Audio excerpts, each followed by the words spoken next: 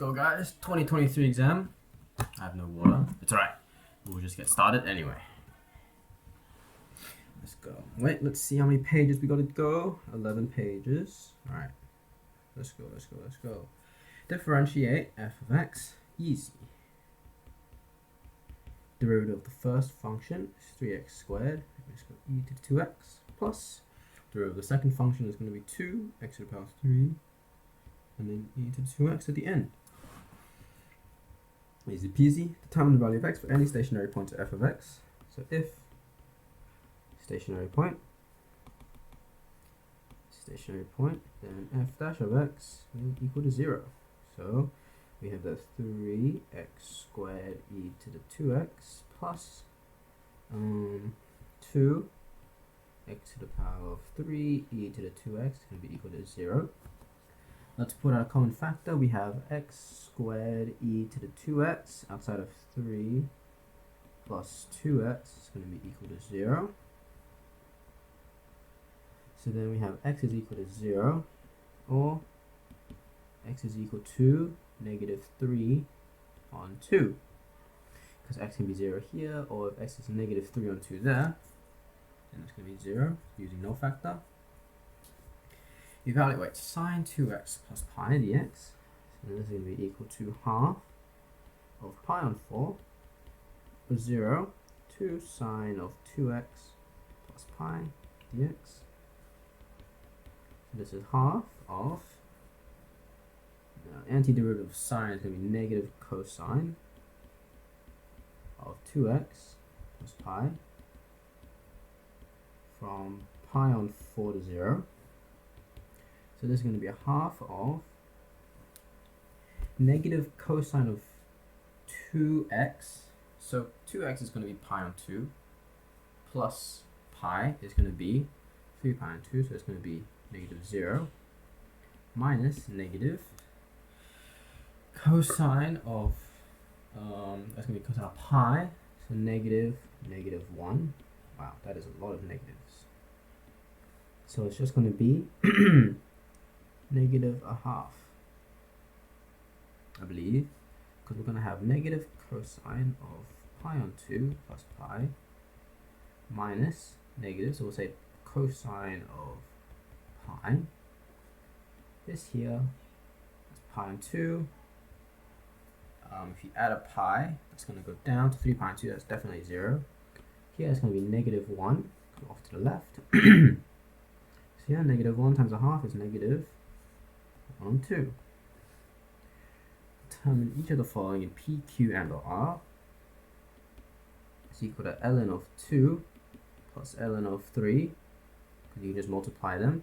So that's P plus Q, 6.25.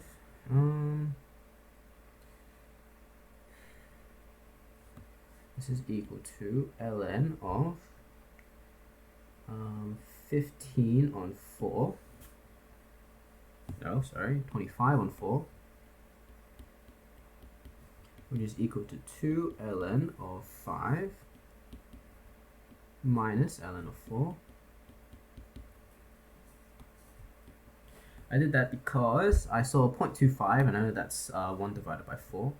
And we have ln of 2, which means we can do divided by 4. So this will actually be 2 ln of 2. So this is 2r minus 2q, was it? 2p. d dx ln of x dx is going to be equal to, this would just be ln of 3 minus ln of 2. It's going to be equal to q minus p.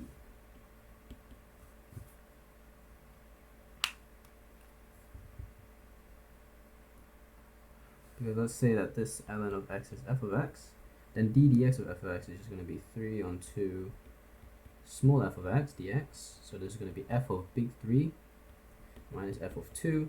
We already said f of big X is going to be ln. So bada bing bada boom. So then ln of 3 minus 2. So then q minus p. Evaluate e to the p plus q, so it's going to be e to the ln of p is 2 and then q is 3, so ln of 2 plus ln of 3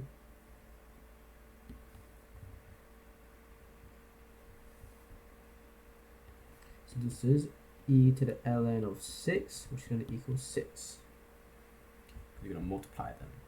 Okay, determine d dx x of, wait, what? I swear I've seen this question before, but okay. So this is going to be derivative of the first one is ln of x plus, I'll put x, derivative of the second ln of x is 1 on x, so this is going to be ln of x plus 1. I swear they've had this equation before. So then let's say d dx ln of x ln of x is equal to ln of x plus 1. So we'll take the integral of d dx x ln of x dx is equal to integral of ln of x dx plus the integral of 1 dx, and this is going to be ln of x plus 1. Sorry, this is just going to be x ln of x is equal to integral of ln of x dx plus c. So then we know that the integral of ln of x dx is going to be equal to, and we move this to the left and also move that to the left, but since c is a constant, I just leave it as a positive. So x ln of x minus x plus c. Alrighty, that is what they wanted. And then you evaluate this in terms of p, q, and or r. So ln of x is x ln of x minus x from 3 to 1. So this is going to be 3 ln of 3 minus 3 minus 1 ln of 1 minus 1. This ln of 1 is going to disappear, so we're going to have a plus 1. So negative 3 plus 1 is going to be negative 2. So 3 ln of 3 minus 2. So then we're going to have 3, what's ln of 3? 3q minus 2. Nice.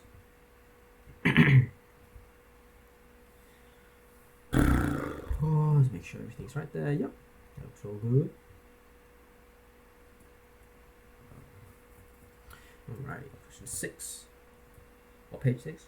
Solcoa, that may be like Alcoa, is a green energy company or solar, I don't know, whatever. Owns 20 solar farms across Western Australia. The generation capacity is in megawatts, so the solar displayed in the histogram below. Suppose that one of the solar farms is established, is selected at random. Let the random variable W denote the generation capacity of the randomly generated. Let the random variable W denote the generation capacity of the randomly selected solar farm. Cumulative probability for W less than or equal to is 5, 0. 15 is going to be 4. So let's see, we have 4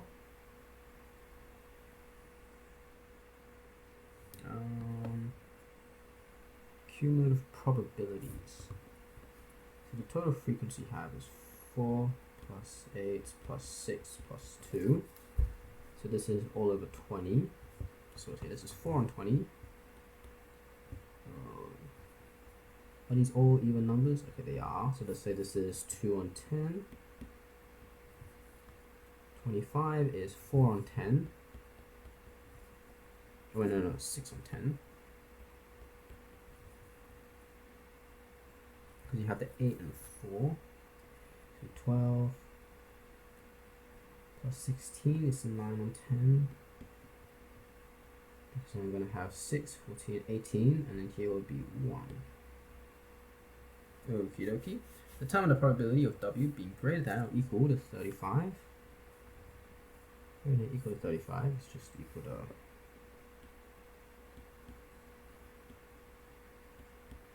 the that's just equal to what, 1 on 10. This would be 2,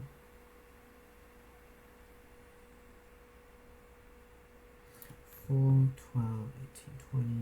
It's only 2, so you get 1 on 10.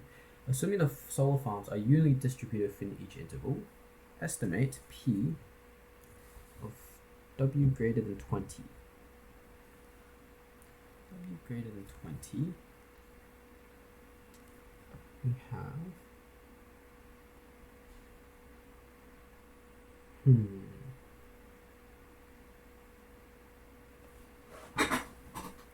greater than 15 is 8 on 10.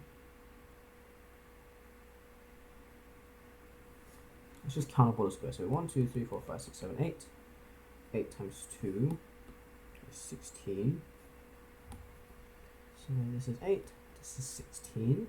It's going to be 12. And so here's 4. So that's 20 and 20 out of 40. And what's greater W than 20? It's going to be something out of 40. It's going to be 8 plus 2, so it's 24 out of 40. 12 out of 20, divided by 4, 6 out of 10, divided by 6 out of 10, 3 out of 5.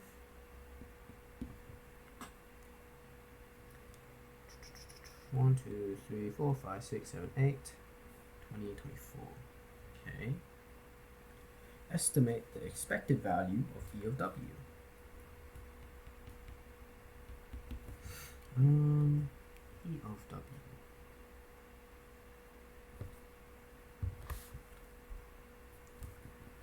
Expected value of W.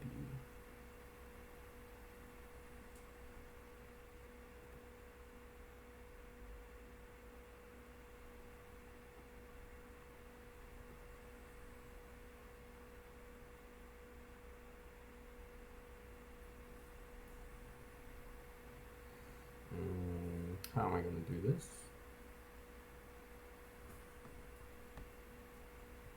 Median is the expected value of E of W.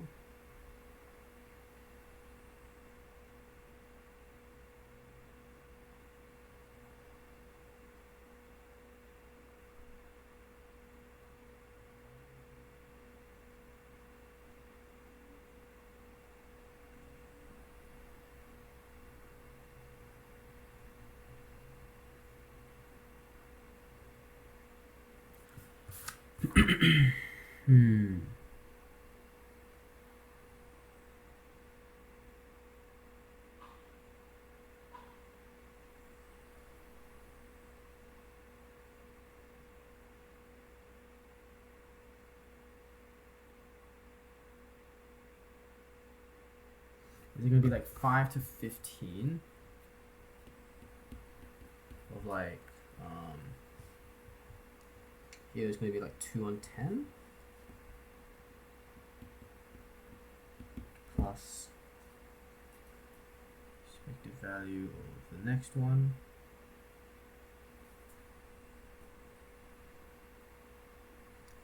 Is this going to be it? I think this might be it. So maybe 15 to 25 or 4 on 10 dx plus 25 to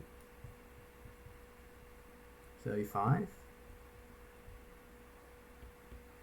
of 3 on 2 or 3 on 10 dx plus 35 to 45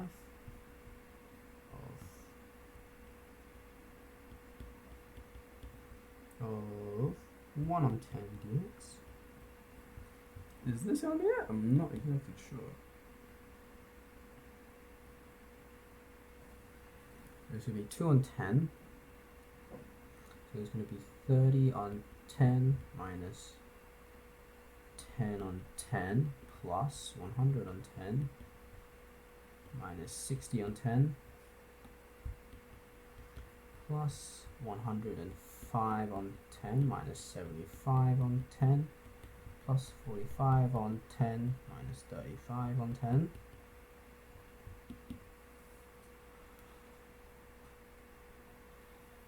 Let's see if this makes any sense. So that's going to be 20, 120, 60, 165, 90, 135, 100. So expected value is 10. That does not make sense.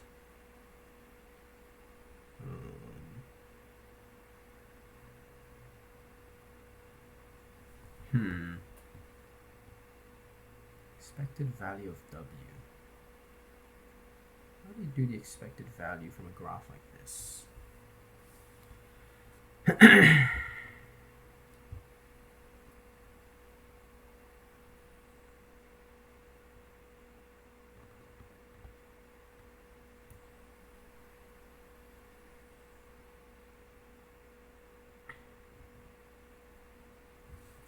So maybe it's the median. Expected value of the median.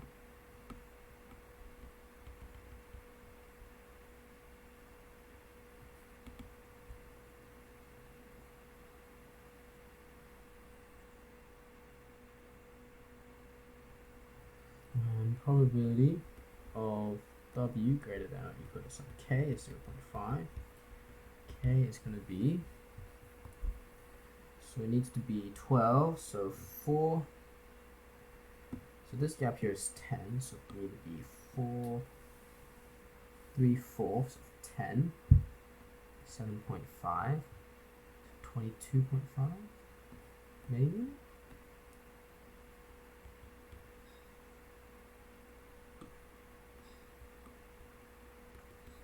Plus 3 on 4 of 16. Right now. 10. Not sure. Okay. To increase the generation capacity with solar farm, SolCoa decides to upgrade all of its solar panels with the latest technology. A new random variable, y, denotes the generation capacity of randomly selected upgraded solar farm. The random variables w and y are related. That's for some constant. Given that w and y have variances, determine the expected value e of y. So if the variance of y will be equal to a squared variance of w, so then 3 to 4 is equal to a squared 81, so then a must be 2.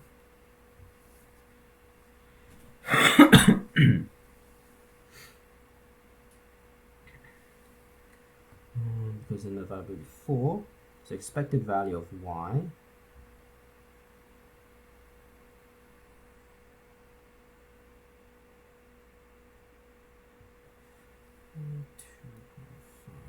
I'm not doing this right. Or do I just like take the midpoints?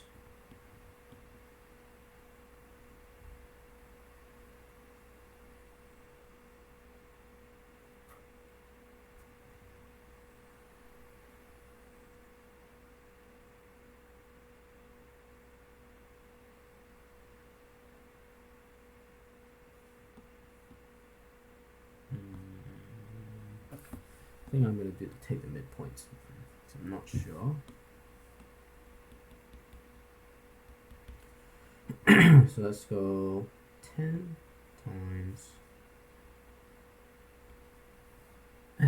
So it's 40. So 2 on 10 plus 20. Or 4 on 10 plus 30. Of 3 on 10 plus 40 of 1 on 10, 2 plus 8 plus 9 plus 4. This is definitely not right. What is that? 23? Oh, maybe. Estimate the expected value of E of W.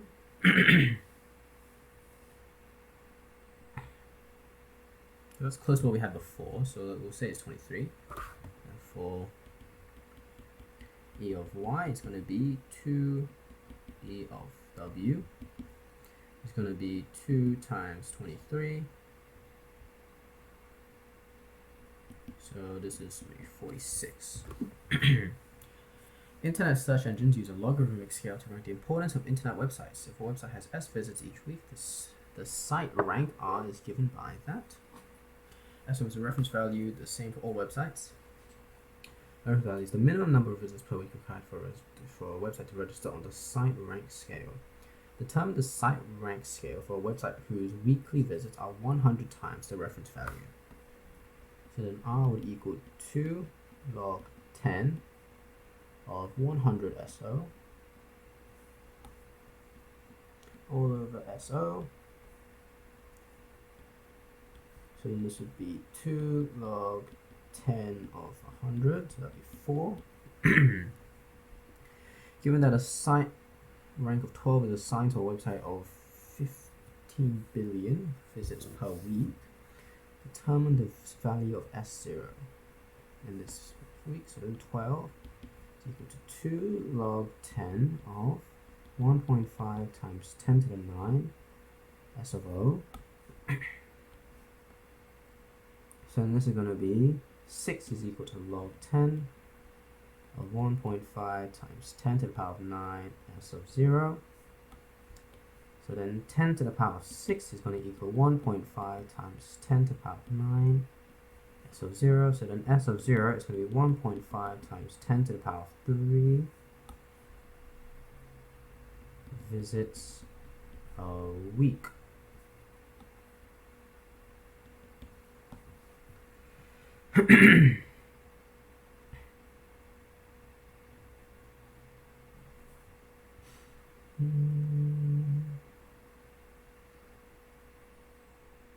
Divided by 10 and 6.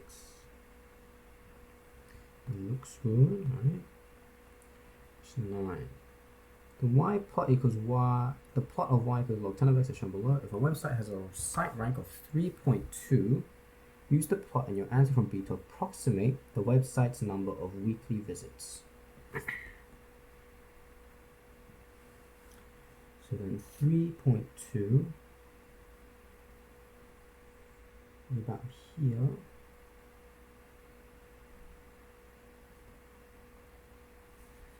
So let's say that's about what?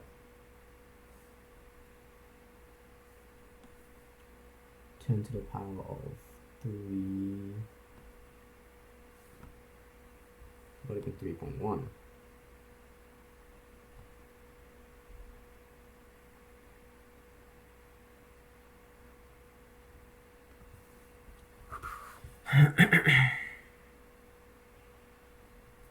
So that would be 3.2. Was that like 3.075?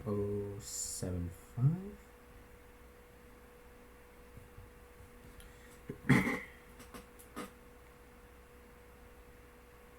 think 3.075. So then 3.2 log 10 of 10 to the power 3.075.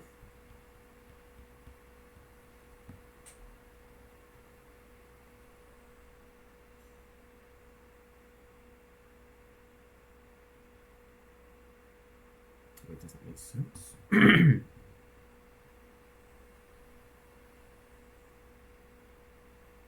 That's odd. This isn't true. Because then I'll pull that at front, and then I have log 10 of 10, which will just be 1, 3.07.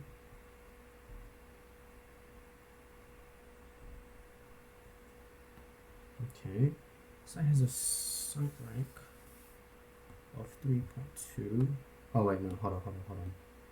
So 3.2 equal to 2 log 10 of, and my answer from part B, 1.5. So it's going to be S over 1.5 times 10 to the power of 3.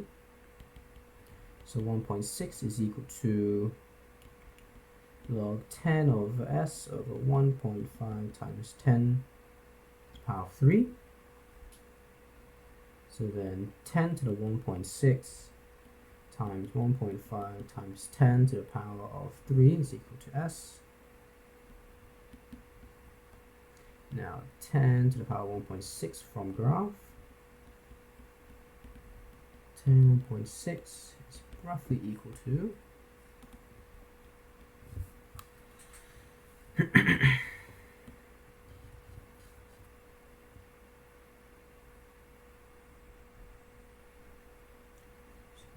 1.6 on here. It's about 10 to the 1.3.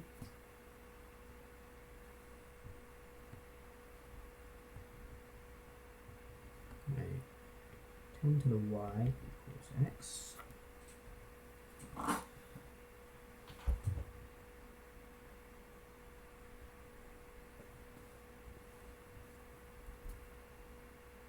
Am I using the graph correct?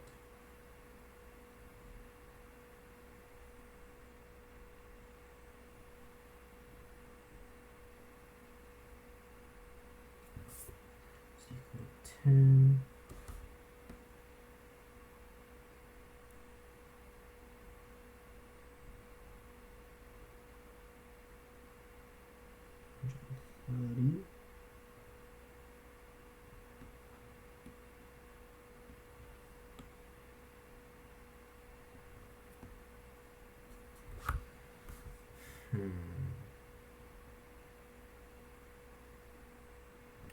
$130.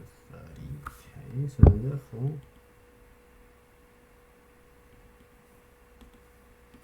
1.5 times 10 to the power of 3 equal to s. I don't know if I'm doing this right, guys.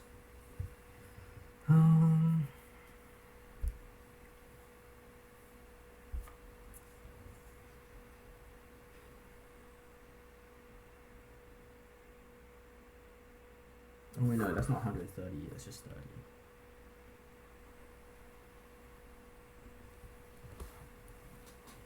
So 30, yeah, because that's just 10. So it'd be 20, 30, 40, sorry. 50, 60, 70, 80, 90, yeah, so 40. And 130. Actually, it'll be 40, so then 40 times that be 6. So and this would be 6 times 10 to the power of 4 visits a week. Okay. The table below contains values for the polynomial function f of x, its first, second derivatives, and the function of that. Evaluate that when x equals 2. It's going to be 2. Use 1, and then 2 derivative of f of x. What happens if I have like 2x plus 3 squared? And I'm going to have f of x in front of that. I'm going to have the 2, I'm going to have the 2x plus 3, and I'm going to have times 2 on the inside. Okay. So then at x equals 2, d dx equals 2. The derivative of x equals 2 is negative 4, and then f of 2 is just 4. So it would be negative 32. Evaluate all that, so that's going to be equal to 4 to f of x dx plus 4 to 2, I mean 2 to 4 of dx. So it's going to be big F of 4 minus big F of 2 plus 2 times, so it's going to be 8 minus 4. Because it's just going to be 2x, 4 and 2. Now f of 4 is 12.8 minus f of 2, 10.4 plus 4. So this is going to be 2.4 plus 4, 6.4. 16.8. Yep. Evaluate f of t when x is equal to 2. So then this is just going to equal f of x. And x equals 2. F of 2 is just going to equal 4. Alright, determine the x coordinates of any stationary points and whether they are local, maximum, or minima, or inflection points. So stationary point when f of x is equal to 0, x is equal to 1,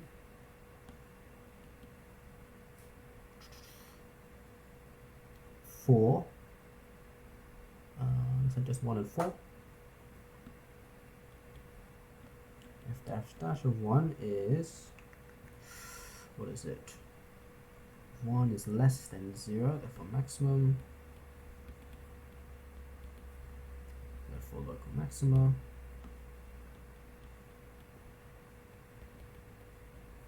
And f dash dash of 4 is equal to 0, therefore horizontal inflection.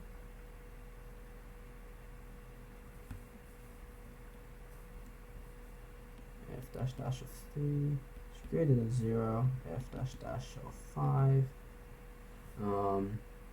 is equal to negative 9, less than 0,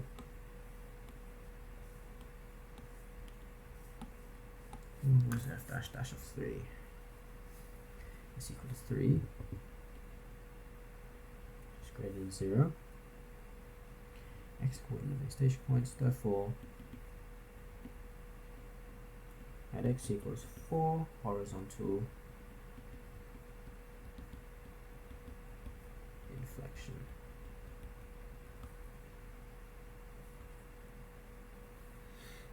Just to find an answer, so f dash dash of 1 is negative 9, which is less than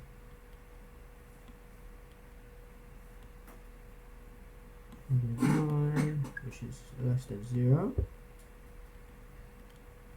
Local maxima. Alright, we have to sketch now. Sketch a possible graph on the axis below. Okay.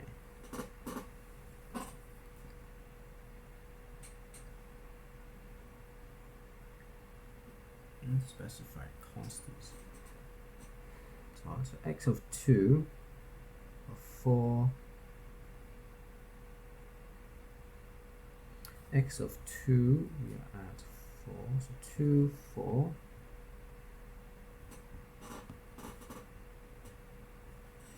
And we have 4, 0.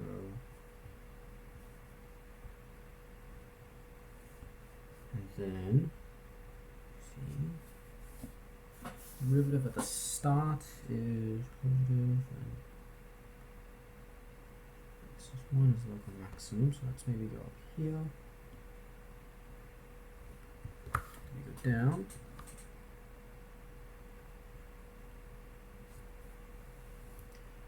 Negative 4, and continues going down negative.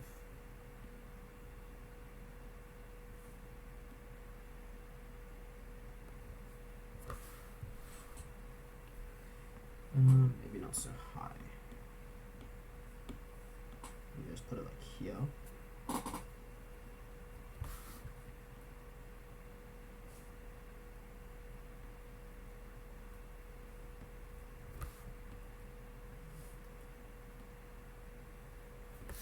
Then I can concave down like that.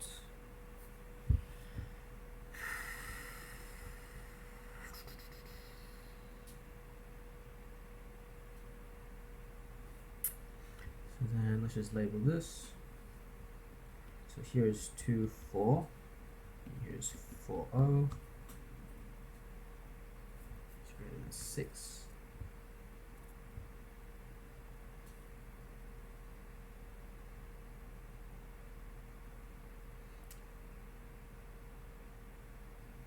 x is 3.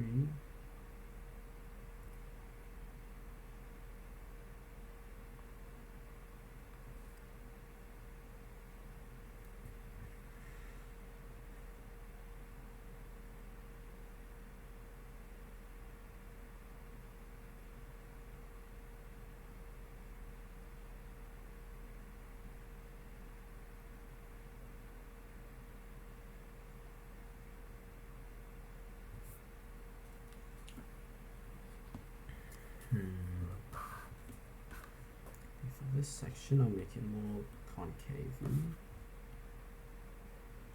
down here, and then we start to go along like that. And then here, I'll make it just really go off the edge.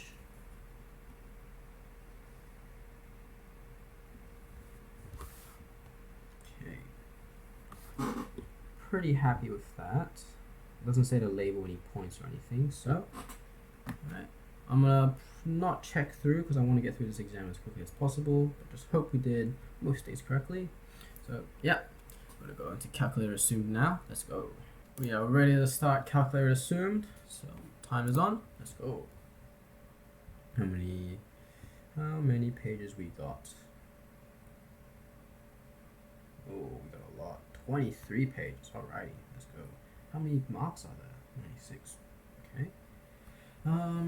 A beekeeper starting a new colony of bees is given 1,000. Okay, we can write that, underline that.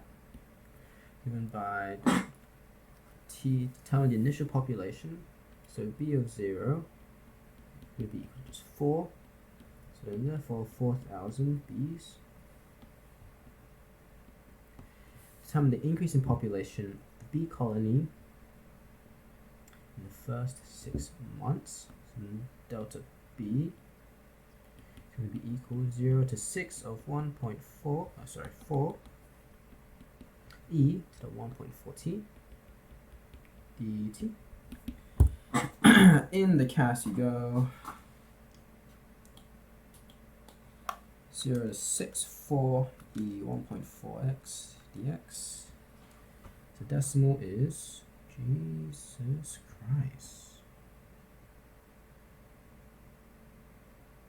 Oh, t is the number of years. Okay. 0.5, so half. Because I got a massive number. There we go, that makes more sense. So 2.896. Therefore, approximately 2,896 bees.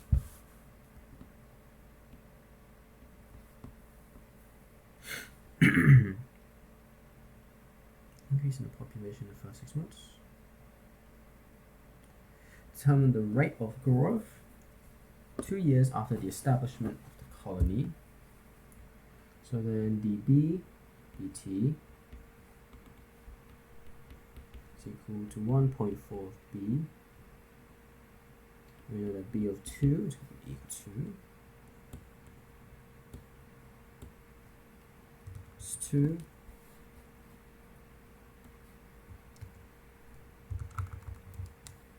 is 65.778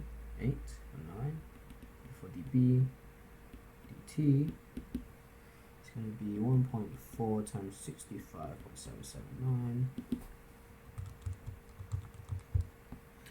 92.091. Therefore 92,091 bees a year.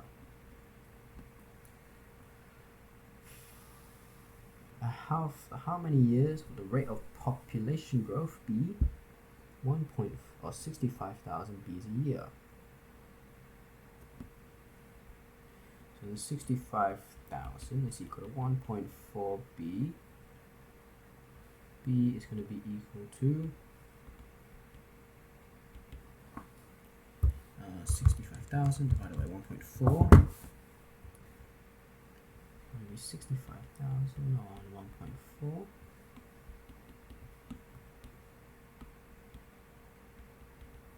So then 4 e to the 1.4t is equal to all of this. T is equal to So 4e to the 1.4x is equal to 65,000 divided by 1.4. And I get the answer is 6.6.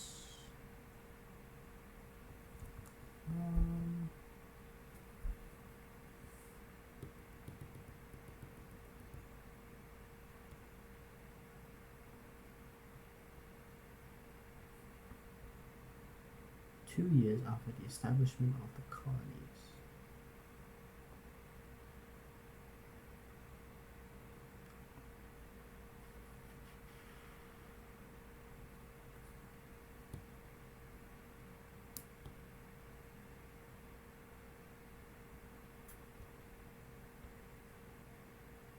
Oh, because this has to just be 65.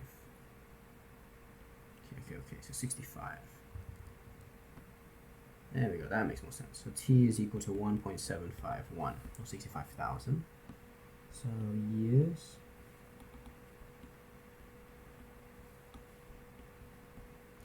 And it was in thousands. Okay, pretty happy with that. After 3 years, the beekeeper notices that the number of bees begins to decline. Declining population b in thousands has the form of RT, where t is the number of years since the start of decline. Determine A and R after 1 year. The decline population is 100,000. So then after 3, so b of 3 is equal to 266.745. Therefore, 100 is going to be equal to 266.745 e to the r of t. Since it's still r, just r. So actually, I'll say here 266. So a is equal to 266.745. And then on my CAS, r is equal to 266.745. E to the x is negative 10.189. That is crazy.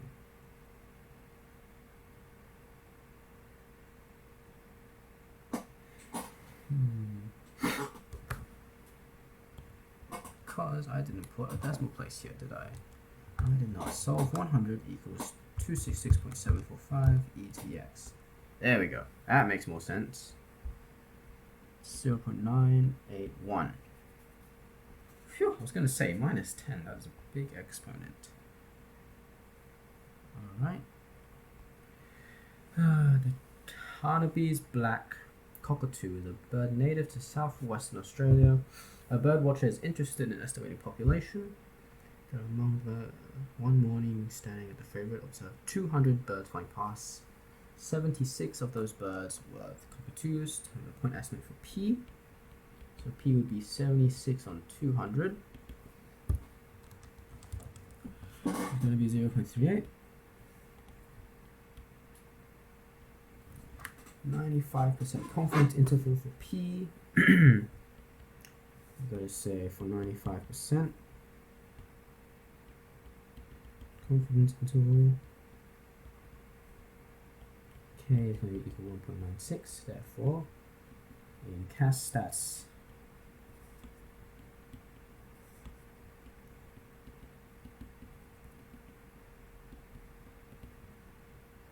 conf is equal to 0.95.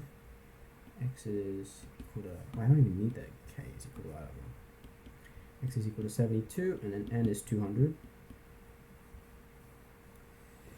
On the basis of this sample, so let's go to menu, statistics. Only 2 marks, so I don't think they expect to see everything. So I need a proportional. So 95%, 72 and 200. So I get 0.2935. So you go to P, 0.4265. What is the minimum number of birds that will need to be sampled to ensure that the margin of error for 95% confidence interval for P is at most 0.02?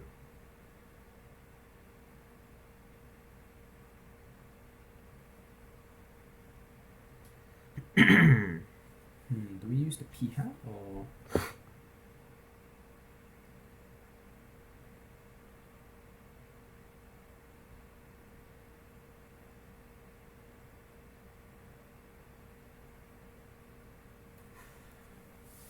What is the minimum number of birds?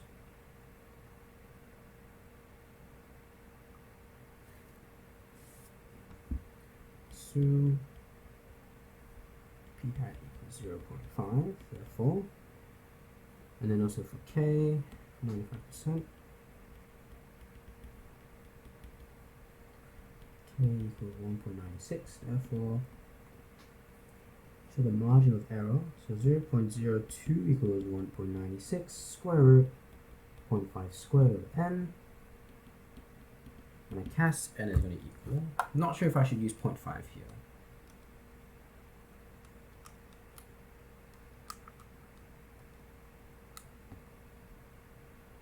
But I do get a very nice number. What if I did 38, 1 minus 0.38, 26.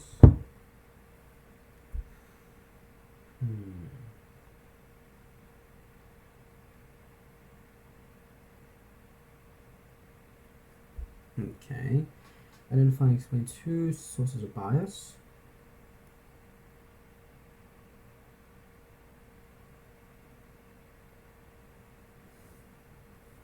So he only surveyed from one location and at one morning. Only surveyed from one location, excluding the birds that fly around the rest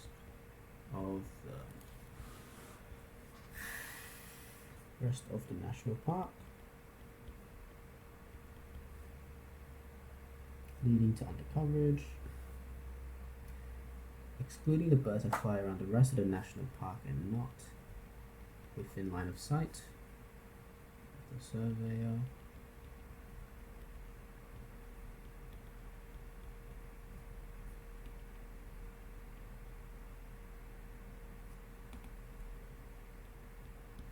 Leading to undercoverage.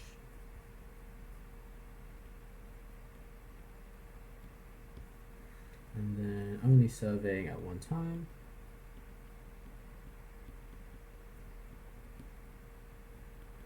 At one morning.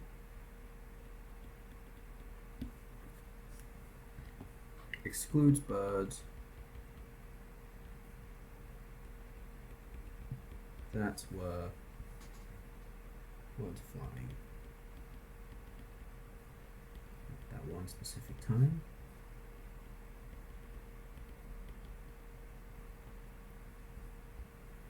Leading to undercoverage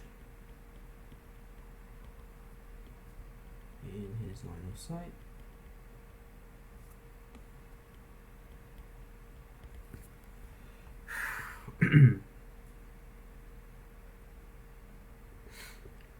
That's what's going leading to undercoverage. Okay. Question 8. An oscillating mass has a velocity given by that. The velocity is given in meters per second, and the time t is given in seconds. A graph of the velocity of the mass is shown below. Determine the first two times in which the mass changes direction. State your answer exactly. So it will just be pi and 2 pi. Pi and 2 pi. What does the sine area of the shaded region in the figure represent? So it will be the displacement from the starting point.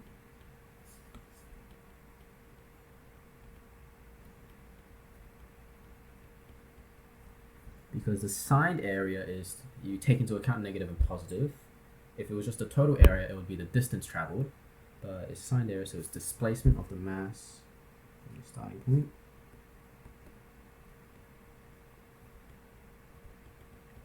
The initial position.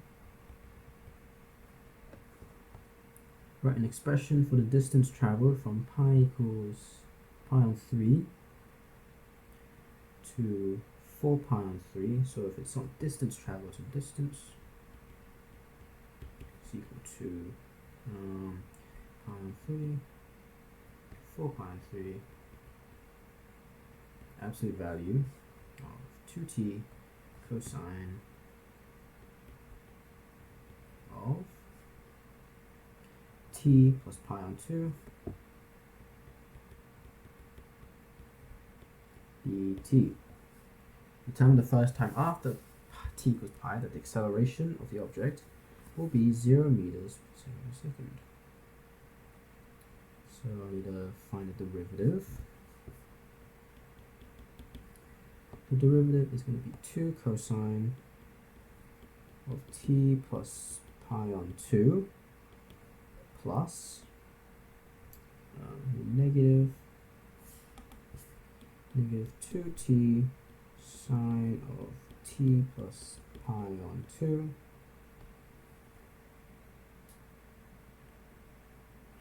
let's check out the calculator. So cas 2x cosine of x plus pi on 2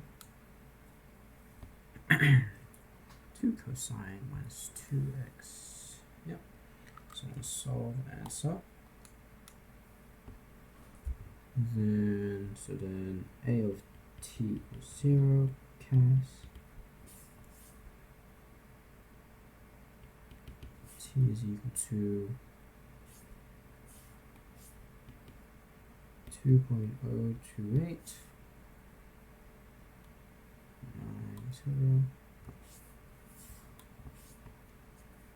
first t greater than 0.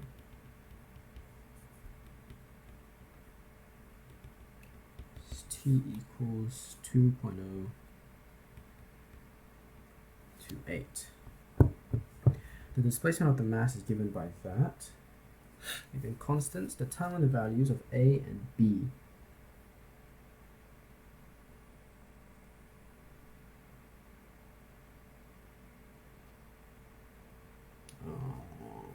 Okay, so let's say x of 0 must be 0.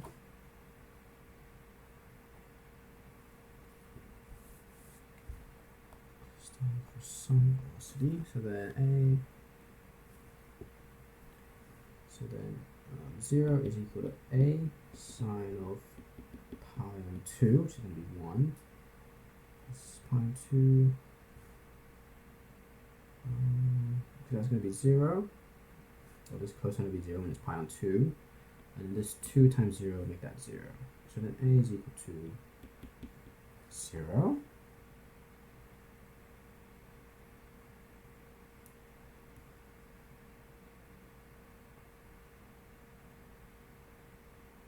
Okay.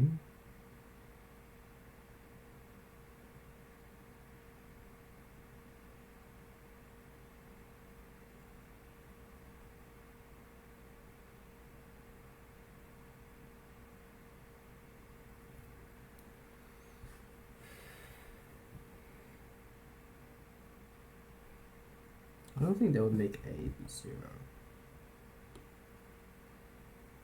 So let's say x of pi is going to be equal to negative 0 pi 2t cosine of t plus pi on 2 dt. So let's do that. Let's find this value. 0 to pi 2x cosine of x plus pi on 2 dx 2 pi, so then sine of pi, pi 2 is going to be negative a, cosine of that is going to be 0, plus 2 pi minus 2 pi,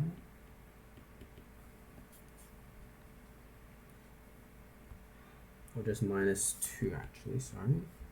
Wait, no. 2t, so it's 2 pi.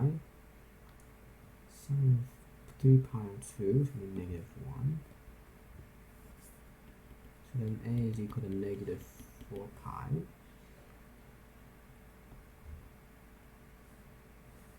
And x of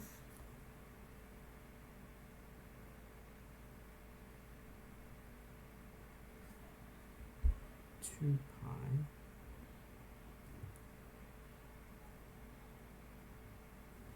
is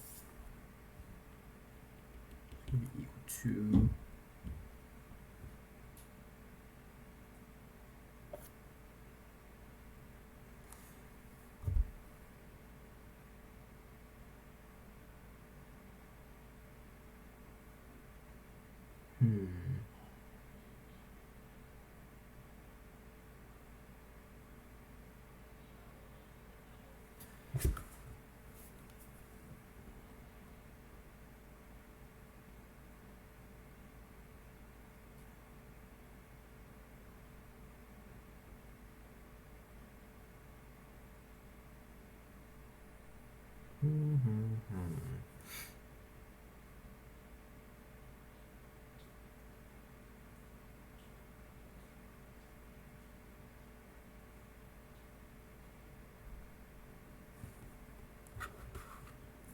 let's go.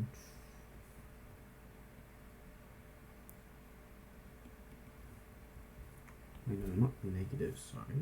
It's just that. So this will just be 4 pi. Then here we negative 2t cosine of t plus pi on 2 dt. Plus then we go from pi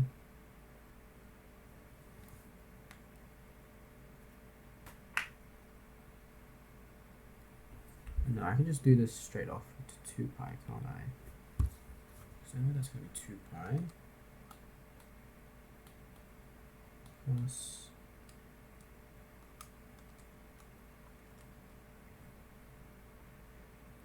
pi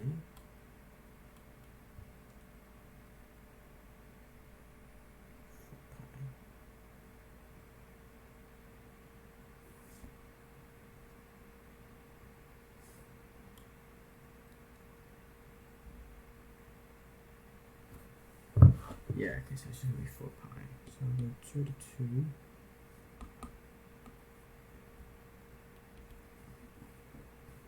So then we go x of 4 pi. 4 pi, so we know that 4 pi will be equal to 2 pi, so that's going to be pi, so it's going to be up, so it's going to be 4 pi. It's going to be 0. Let's not do that one then let's do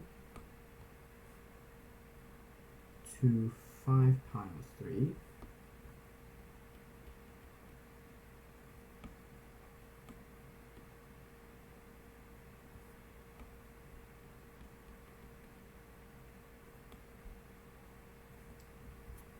What does this give us? Please be something nice. Please be something nice. 5 pi plus square root of 3.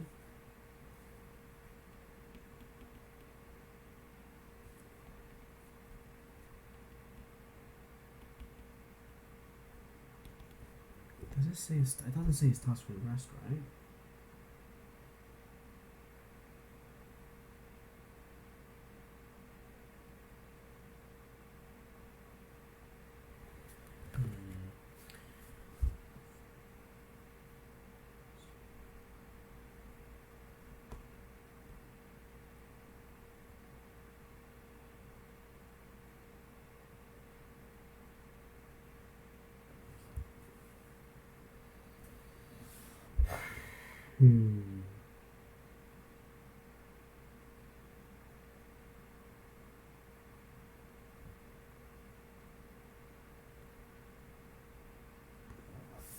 Okay, let's just do the x of, I think we'll take the easy way.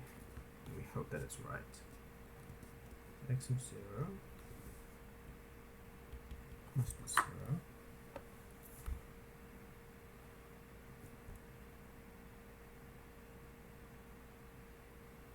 So then 0 is equal to 2, so A.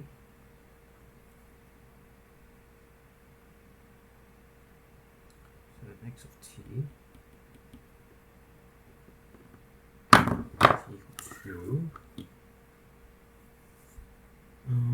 b cosine of t plus pi on 2 plus 2t sine of t plus pi on 2. So if we go to like pi and a half,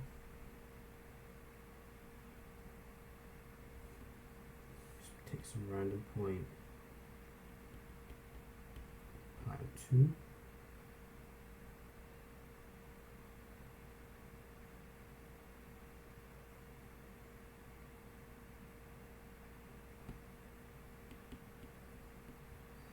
So the pi on 2 of 2t cosine of t plus pi on 2.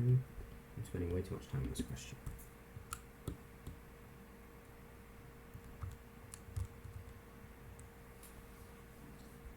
-2. Pi on 2 is going to be negative b plus -4. But then this would be sine of pi. So pi is 0, so then b equals 2. B equals 2.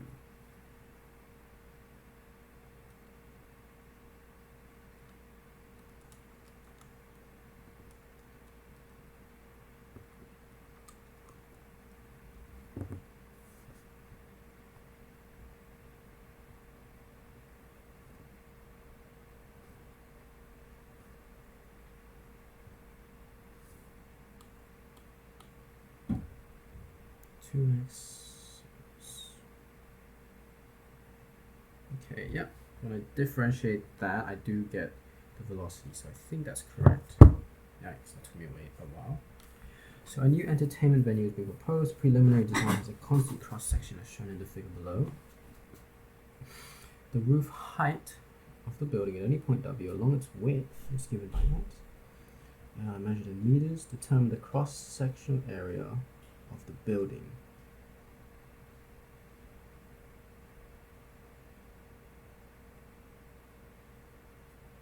For the building.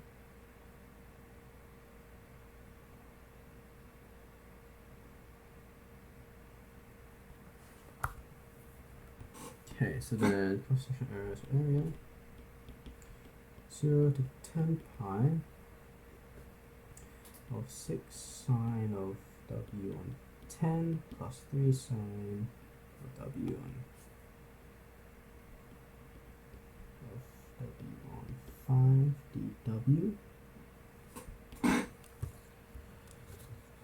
Then put this in a calculator, 0 to 10 pi.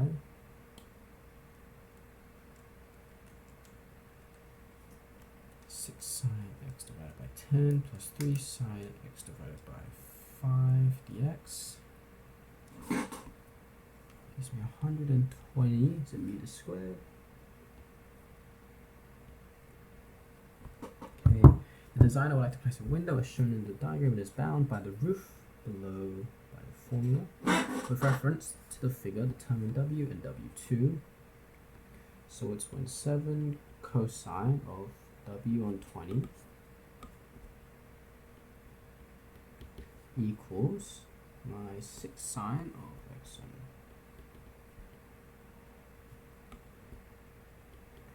10 plus 3 sine of W on 5. W is equal to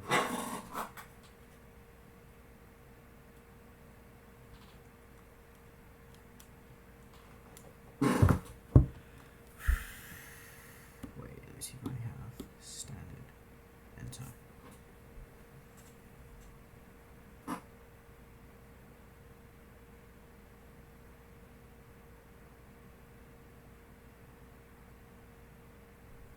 Okay, that's taking a while.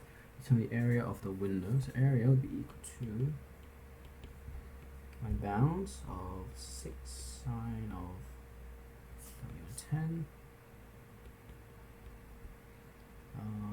plus 3 sine of W on 5 minus 7 cosine W 20. Honestly, it might have been faster if I just graphed these. Use calculus techniques to determine the maximum height of the building.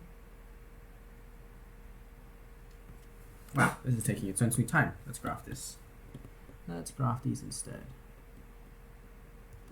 So let me grab U, graph a table, delete U, 7 cosine x divided by 20, boom, boom. So let's go minus 10 to 10 pi plus 10. And then I have no idea how high we need to go, so we'll just do that. Graph.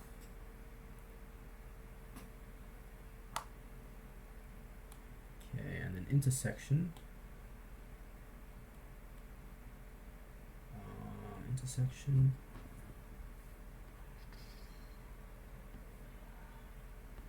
Is 6.651.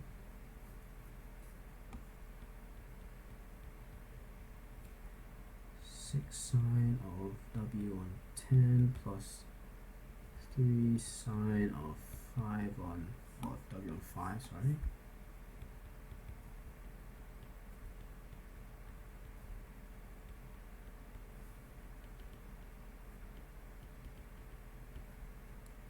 And 6.651.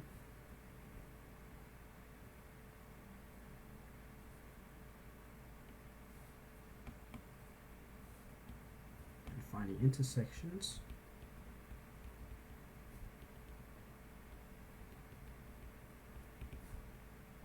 W1 is equal to 6.651 and W2 is 18.412.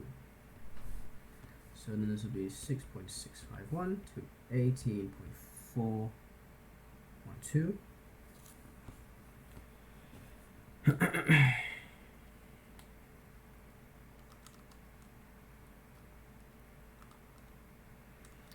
412 minus 7 cosine of x divided by 20. Oh, I don't need this in standard. It's going to give me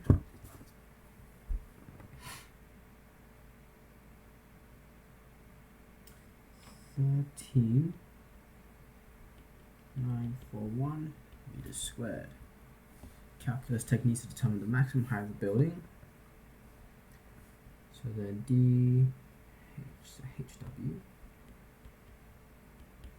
is going to be equal to 6, so 3 on 5 cosine of W on 10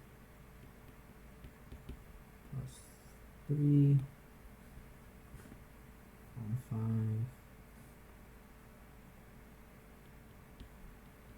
5 cosine of W on 5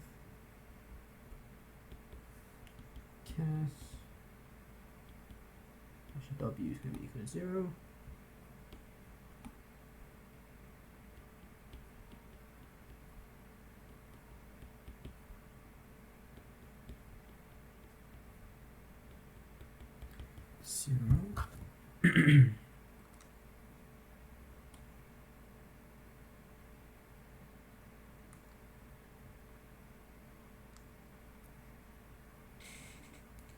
So that's equal to 0.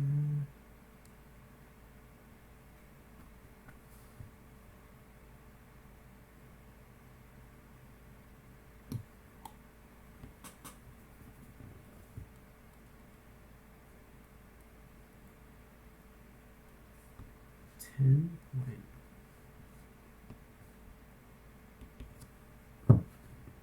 Given that W is greater than or equal to 0,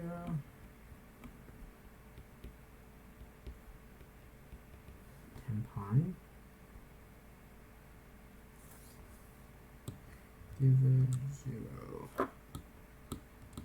is less than or equal to 10 pi. Come on, calculator, work for me.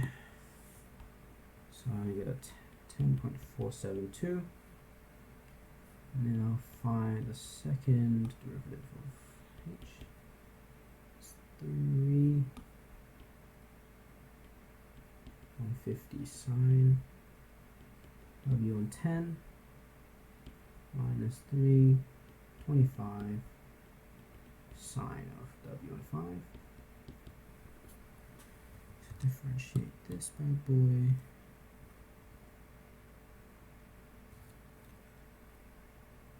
sine of 5. So when you're given that x is equal to 10.472,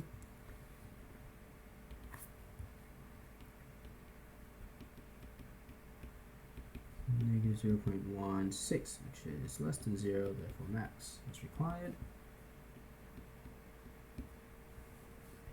So then h of 10.472 is equal to,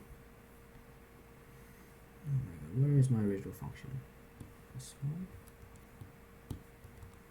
Given that x equals 10.472, 7.794 meters.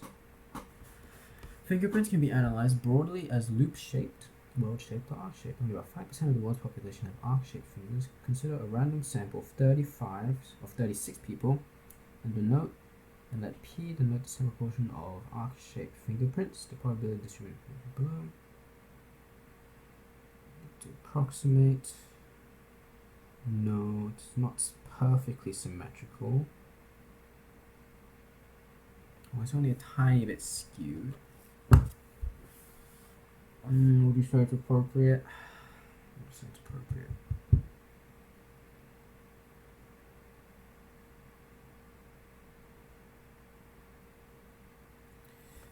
To use a normal distribution, no. Not symmetrical.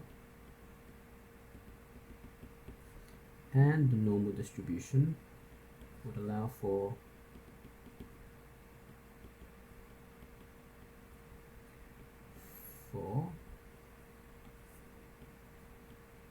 P less than 0, which is not relevant.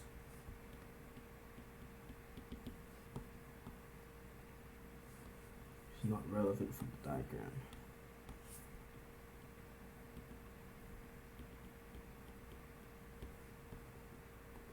Okay, the largest sample of 500 people was selected. Determine the probability that more than 30 people in a sample have arc-shaped fingerprints. P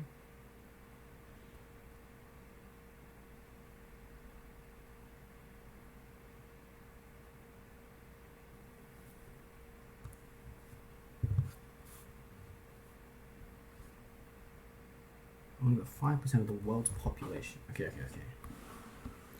So then we say let x. Wait, so do they want me to say here that yes, it's appropriate? I want to know.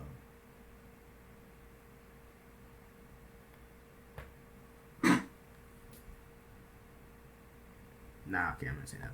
So let x equals normal, the mean of that, and then sample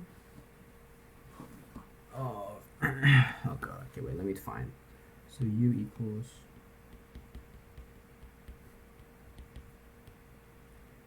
0.5 times 0.95, 500, 0.05,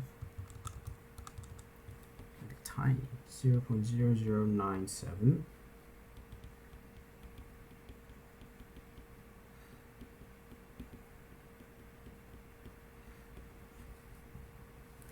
for,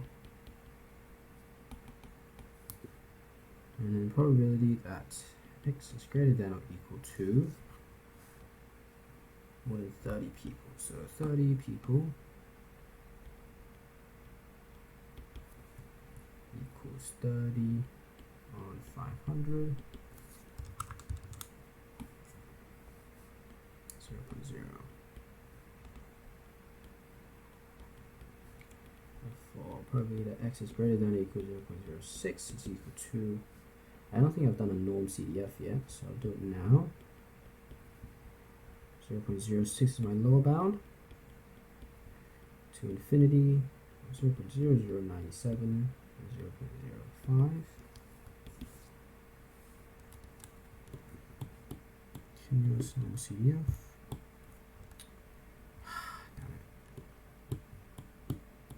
Normal CDF, x, y, 0.06 to infinity, 0.097, 0.05. Is it 5%, not 0.5%, right? Yep.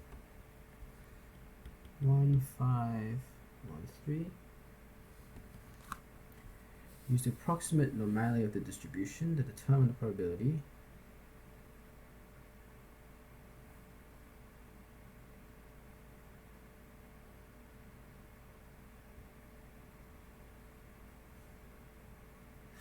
Wait, does this want me to do it as a binomial? Maybe it does. Because I wouldn't know otherwise why it would say normality in the second question. Yeah, this definitely wants to be as a binomial. So then x says a binomial of 500, 0.05. Probability that x is greater than or equal to 30. Like more than 30, so greater than 30 is binomial. CDF of 31 to 500 of 500, 0.05. So CDF 31, 500, 500, 0.05, 0.013. Wait, no. 9. So use the approximate normality of distribution to determine the probability that some proportion of R shapes is greater than 0.06. So here I do the 0.05. So that is 0.0097.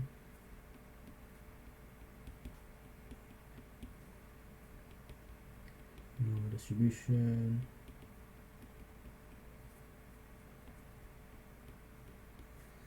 And probability that x is greater than or equal to, let's say call this one y.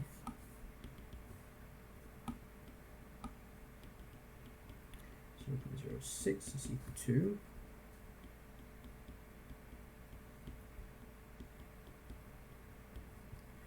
infinity of 0.0097, 0.05. And then that one was the 0.1513.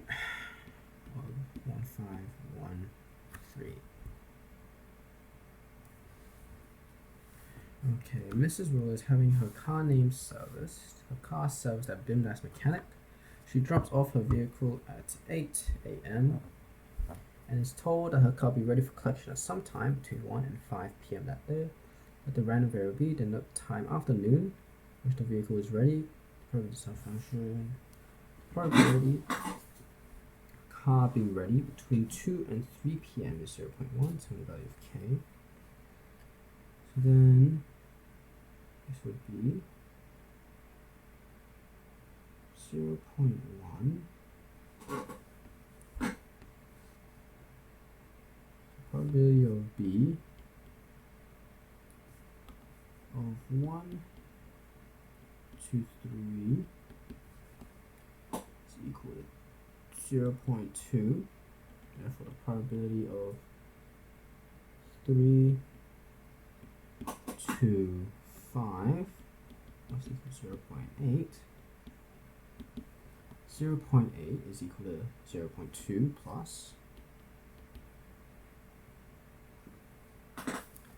0.1. So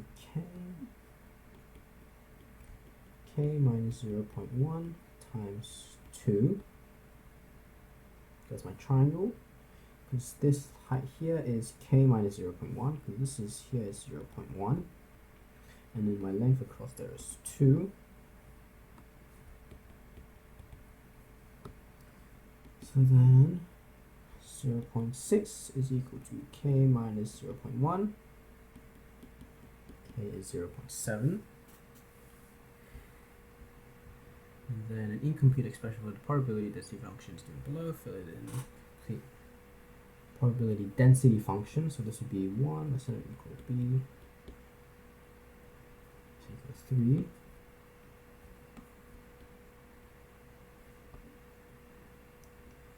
And from here it would be 0.1 plus. Oh no, it would be just be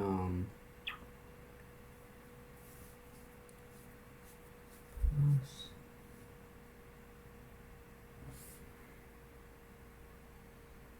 probability density function.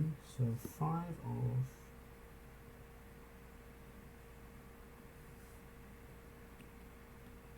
so 0.3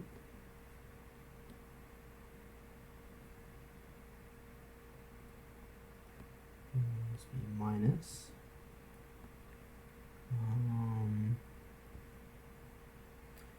0.9 minus 0.8.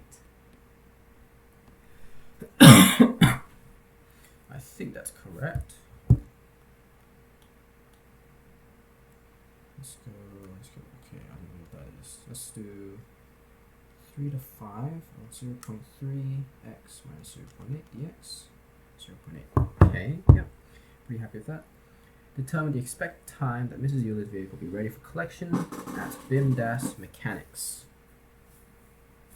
So it's when the probability equals 50.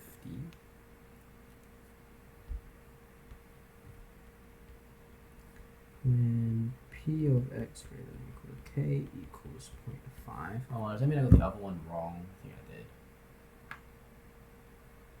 Yeah, I definitely got that one wrong. Oh well, it's alright. So we have 0.2 plus some integral of 3 to k.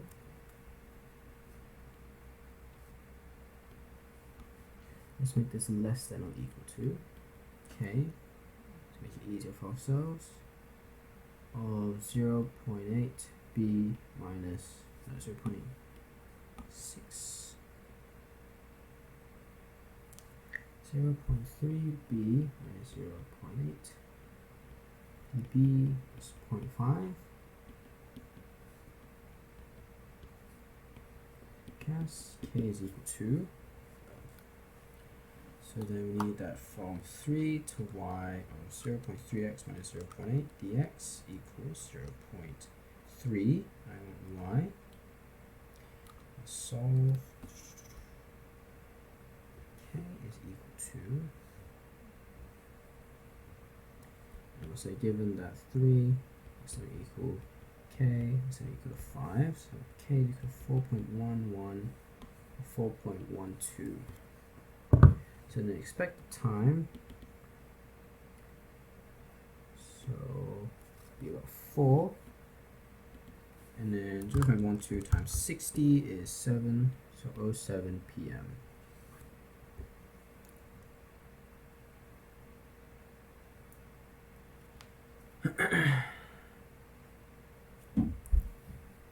Zero 0.12 times 60.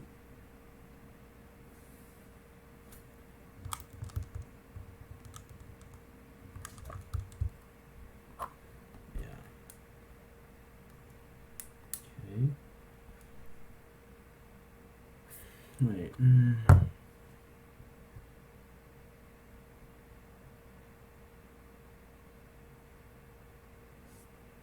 That's not the expected time, is it?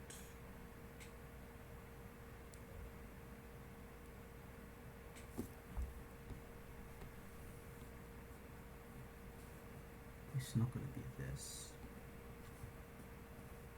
Okay, I think it has to be, so E of, what do they call it, B, it's going to be from 1 to 2, 0.1, into 3 dx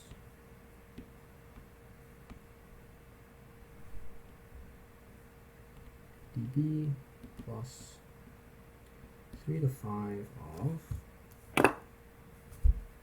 what do you call it? Because I need to multiply it by that.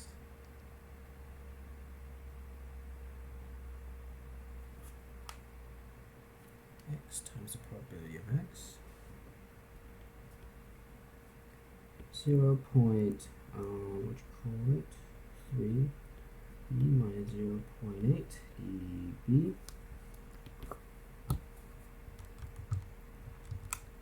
X dx plus 3 to 5 x, so 3x minus 0.8 dx. 3.8.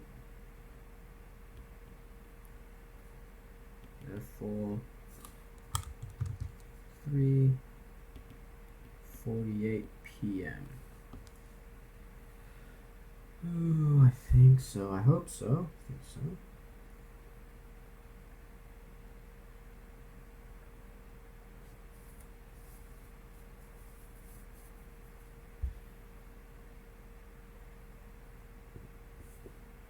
Because the probability is this, and then B.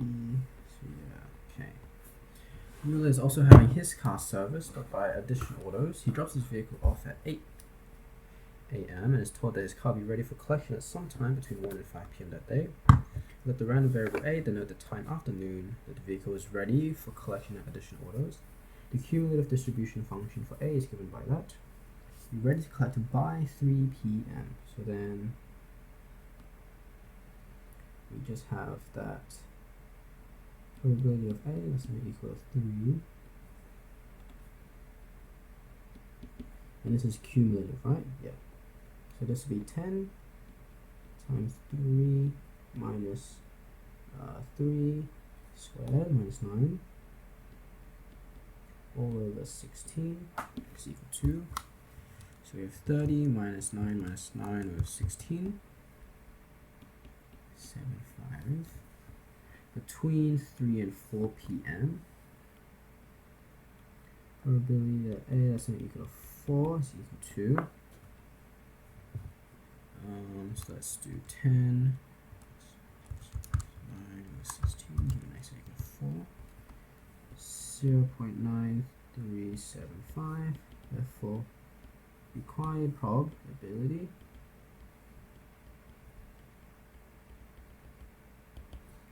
(0.9375 minus 0.75, 0.1875). Determine the expected time will be ready for collection at addition orders.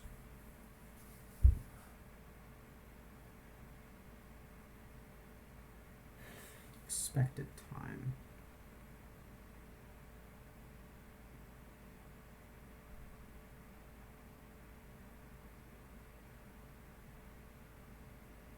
So this is the cumulative distribution function. So then probability density function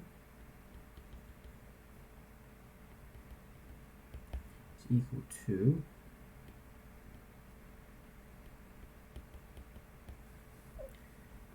ddx of, I would write it like that, I'll write the full thing.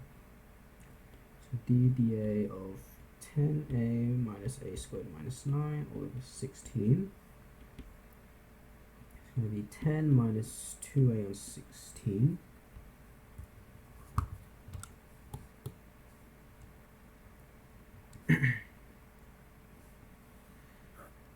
So then, check it out, 5 minus a on 8. So then, expected value of a is equal to 0 to 10. Where is it? Oh no, 1 to 5.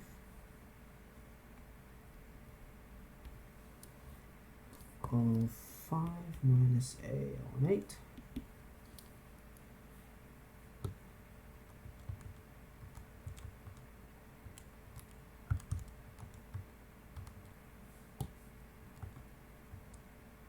Wait, no. I'm going to have an x in front of everything.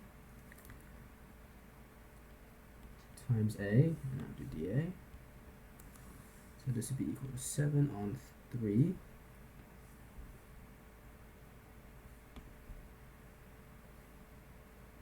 Equal to 2.33. Therefore, 2 p.m. is 0.333 times 60 is 2:20 p.m.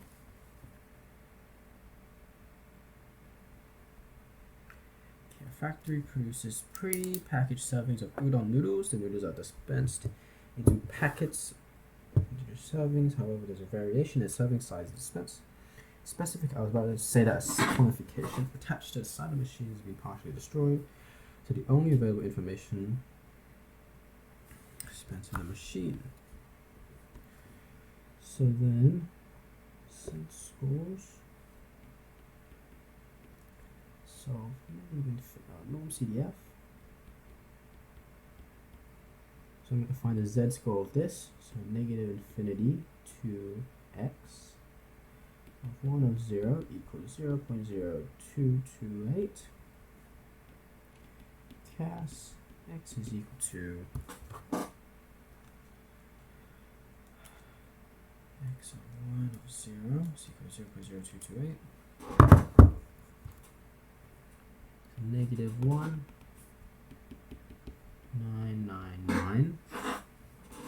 So then solve, we'll do the upper one now. So norm CDF of x to infinity of 1 of 0 equals 0.1587.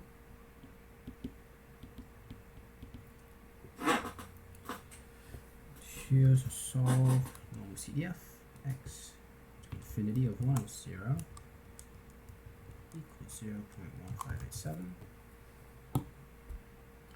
0.999. Let's say 0.9998. Therefore, one standard deviation was 60, 50, and 34. 16, yeah, okay. So then 150 minus mean all over lambda 1.9991, but then 165 minus u over lambda, not lambda, sigma is 0.9998. Cas simul.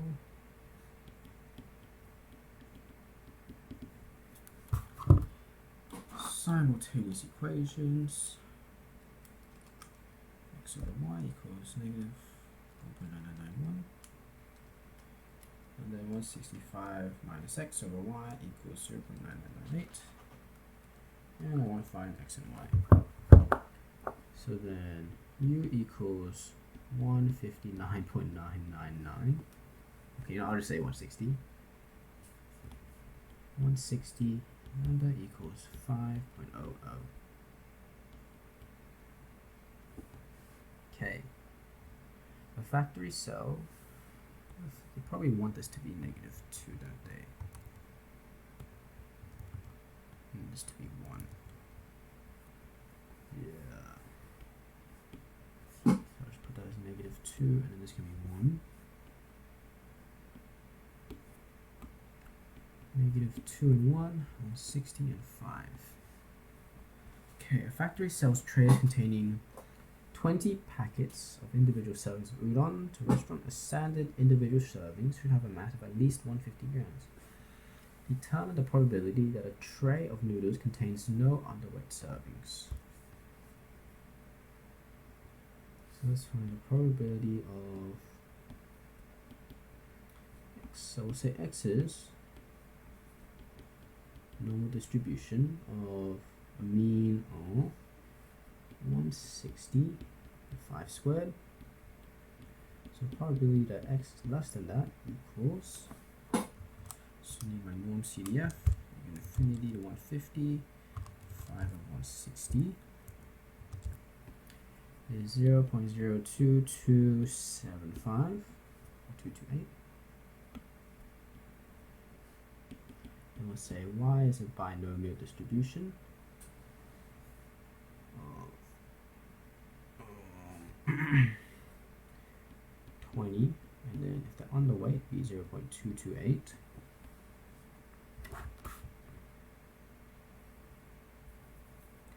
So then let's find the probability that y is greater than or equal to 0.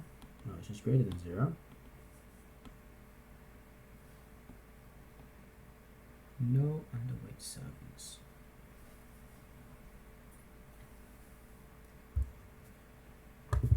So this is the probability that they are underweight. So if you want no underweight servings, this has to equal 0.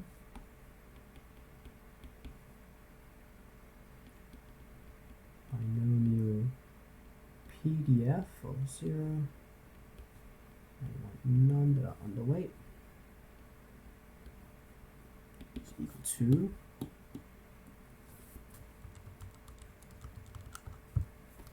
63.05.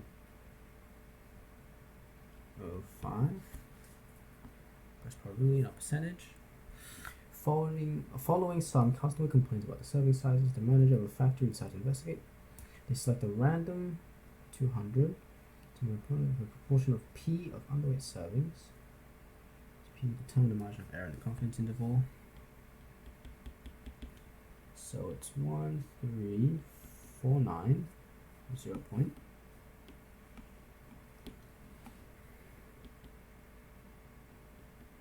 Minus 0.0651 all over 2.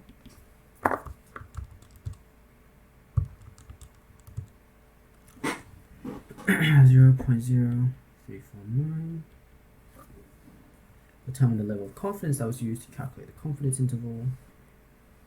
So then 0.0349 equals, we've got to say that p hat is 1 plus 0.1349 all over 2. I feel like it's just going to be 0.1. Yep.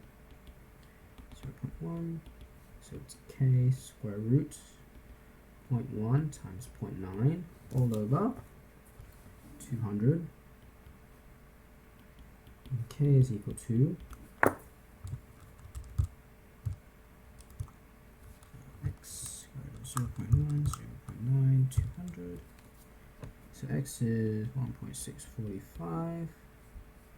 So norm CDF negative 1.645. This is going to be 90%.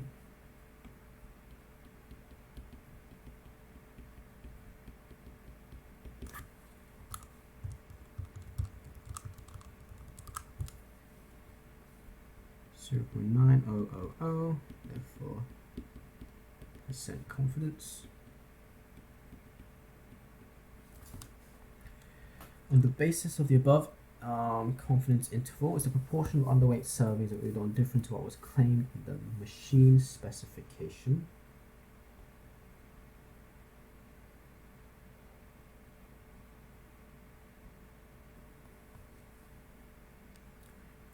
Is the proportion of underweight servings different from what was claimed in machine specifications?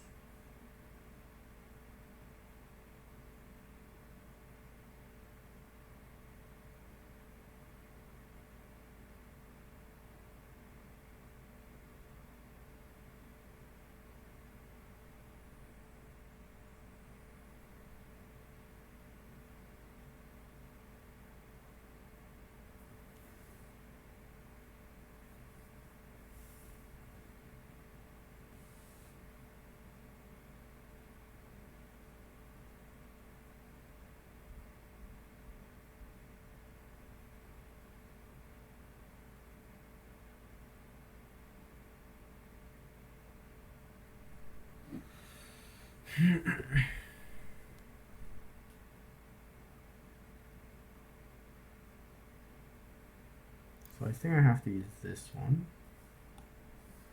0.0228.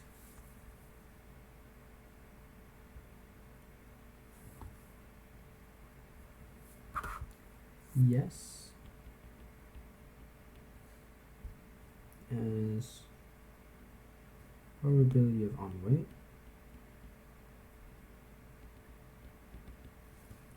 should simply equal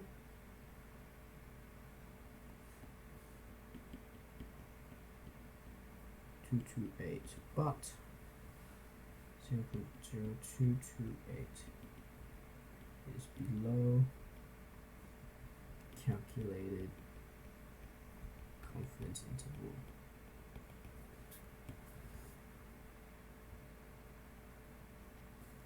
For actual underweight. For actual proportion that are underweight.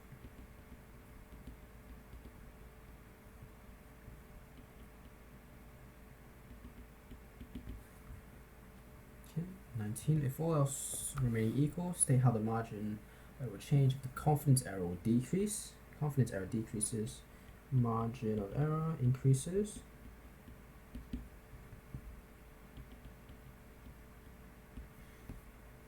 Sample size was increased from 200 to 500, margin of error would decrease by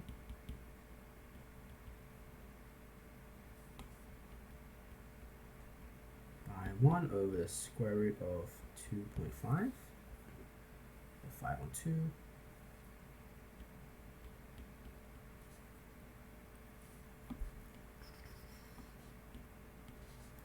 Increased from 500 to 2.5 times bigger. That's 1 over the square root of that.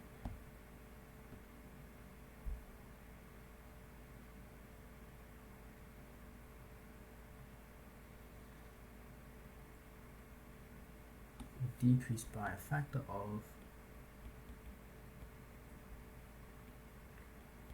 5 on 2.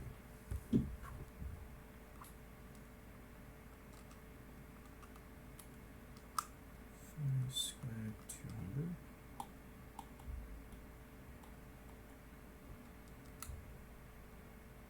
Decrease by factor.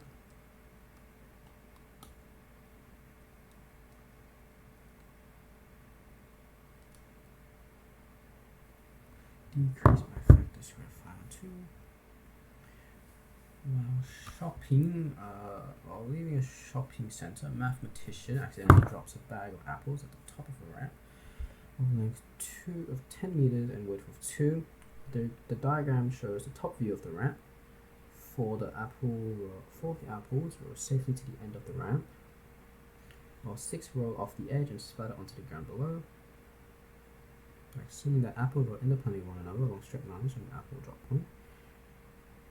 The direction of each apple roll's angle is an angle measured about the apple drop point and is uniformly distributed. That.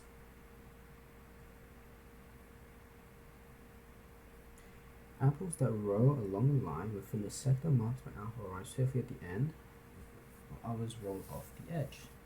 Determine the value of alpha. So this is 1. So theta equals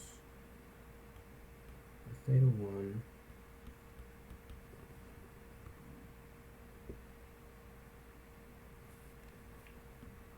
actually wait, no, let's do this a smarter way. So let's say that a on 2 equals 1. So sine of alpha on 2 equals 1 on 10. Sine, so A is equal to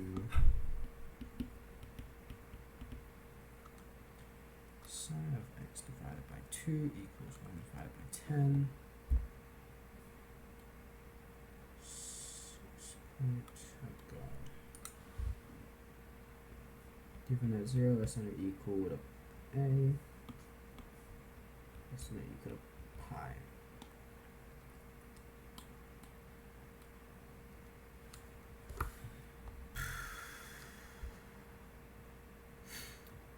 0.2003 radians.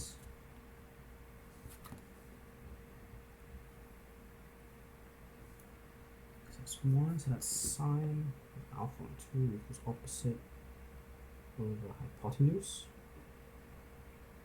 Hence show that the probability of an apple rolling safely to the end of the ramp is 0.063, 0.2003 over pi. So equal to 0.063.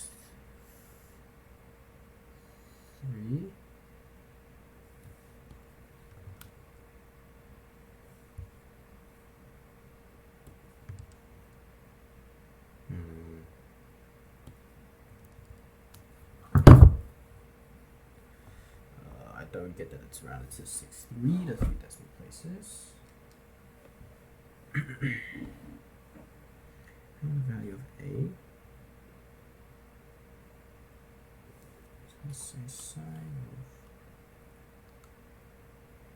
of x is equal to 1 divided by 10.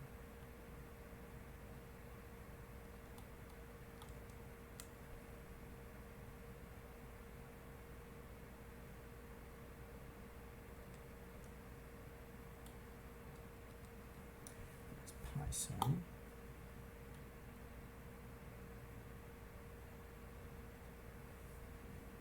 Divided by 10. No, tangent. Opposite over adjacent. 2 times 0.9967.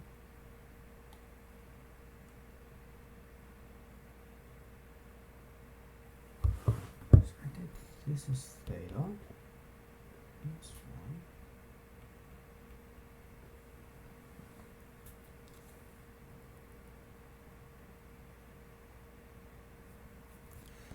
Okay, whatever.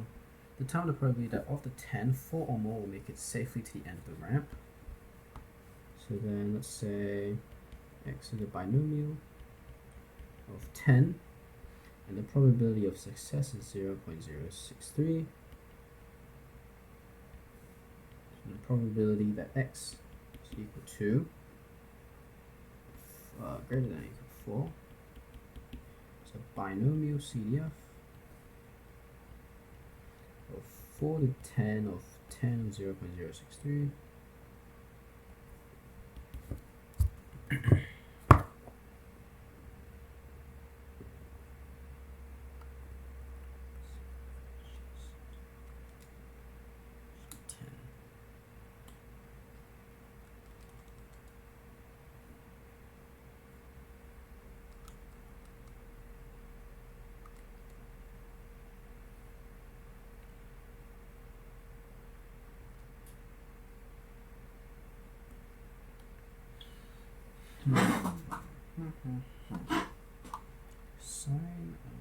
Sine of x divided by 2 equals 1 divided by 10, given that's 0, that's not equal to x, that's not equal to pi. 2003.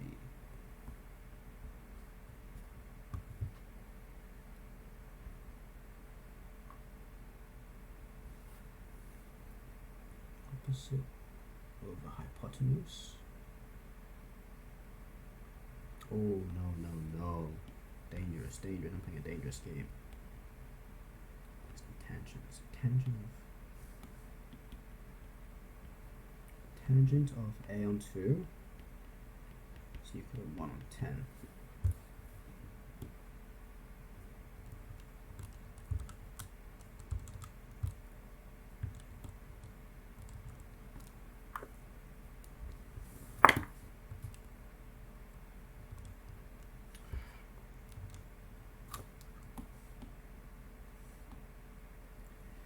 Zero point 1993 radians.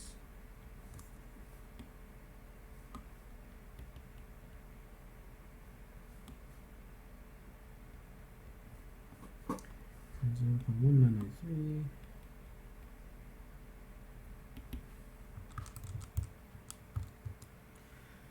0.063. Okay. And CDF. Let me get this up now. So 4 or more, so 4 to 10 of 10 is 0.063. It's not going to be very high, 0.0024. The mathematician decides to purchase another 20 bags of apples, so 200.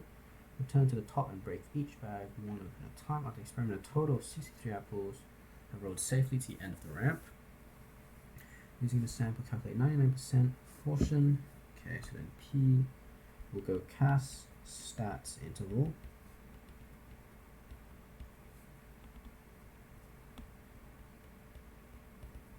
We'll say that confidence is, we'll do one proportion.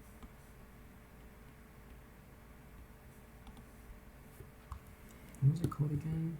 Calculation interval. One proxy int.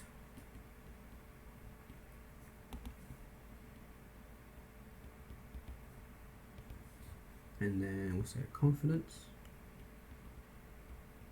is equal to 0.99. X is equal to 63.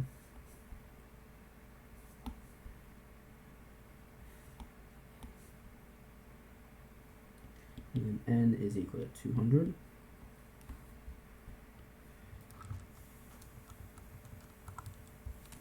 So this is 0.23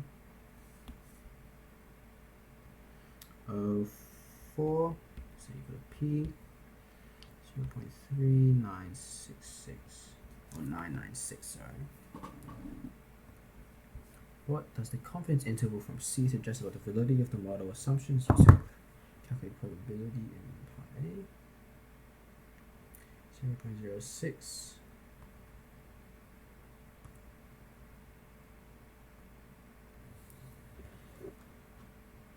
Let me try this right. 99% confidence interval.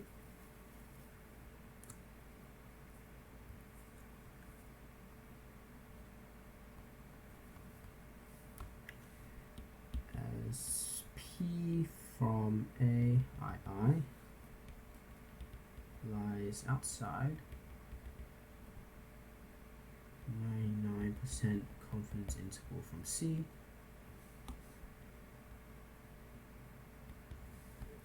The assumptions used to calculate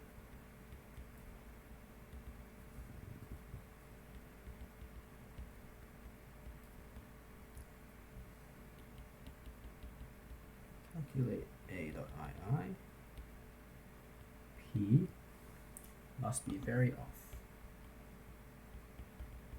must be invalid, or must be inaccurate.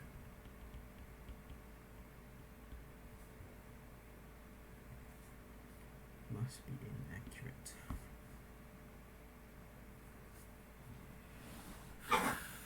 Inaccurate or invalid.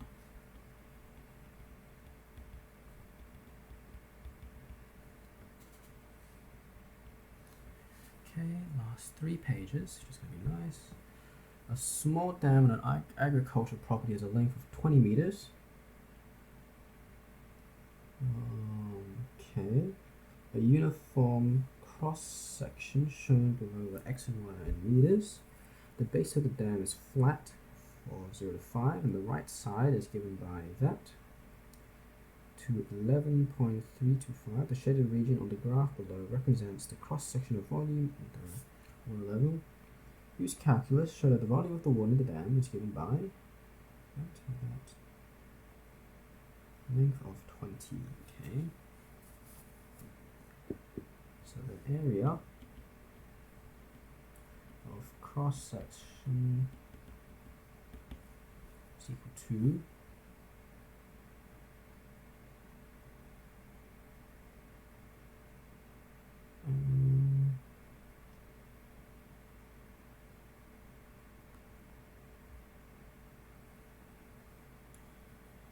5h plus here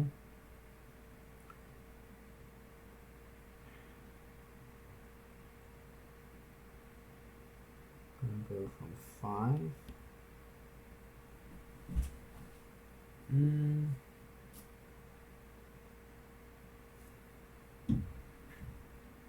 5 to what? 5 to what?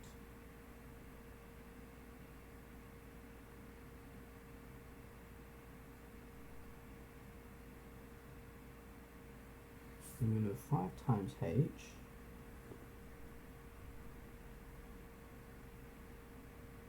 and x minus 5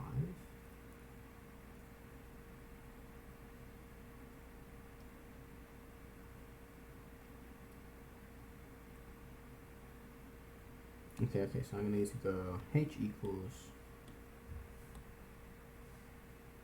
because I need h to equal x minus 5 there, so x minus 5 over 4 square root of 4 equals h. X is made equal to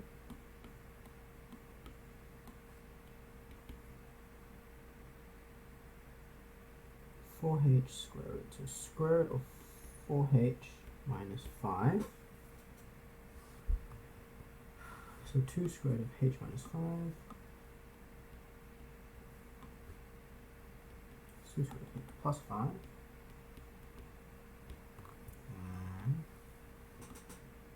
H plus 5. So x minus 5 squared of 4 equals 1.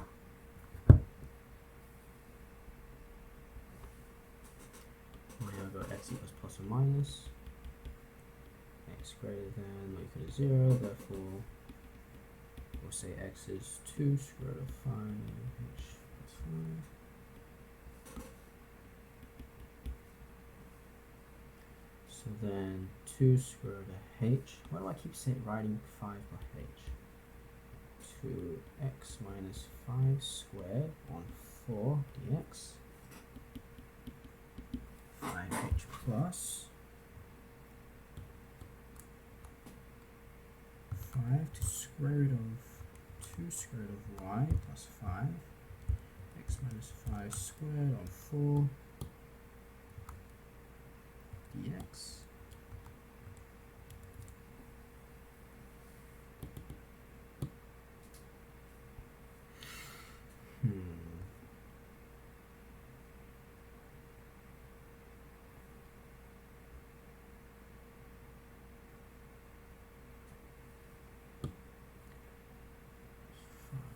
Plus 5.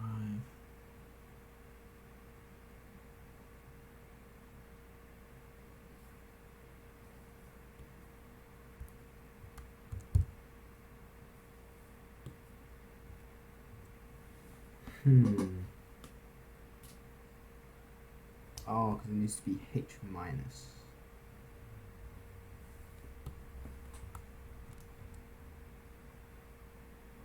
I think, no, that's not helping me either.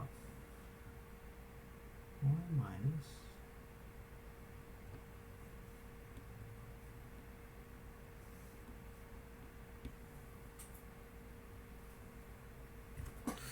H minus that function. From 5 to whenever h equals 5. So x minus 5 squared on 4.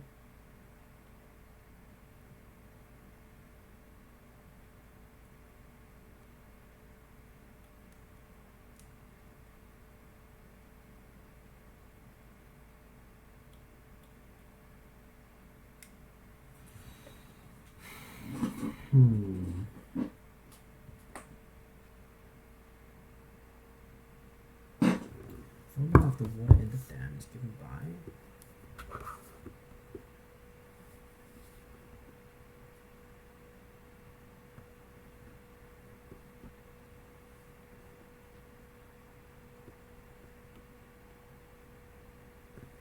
square root of h plus 5 h minus all of that.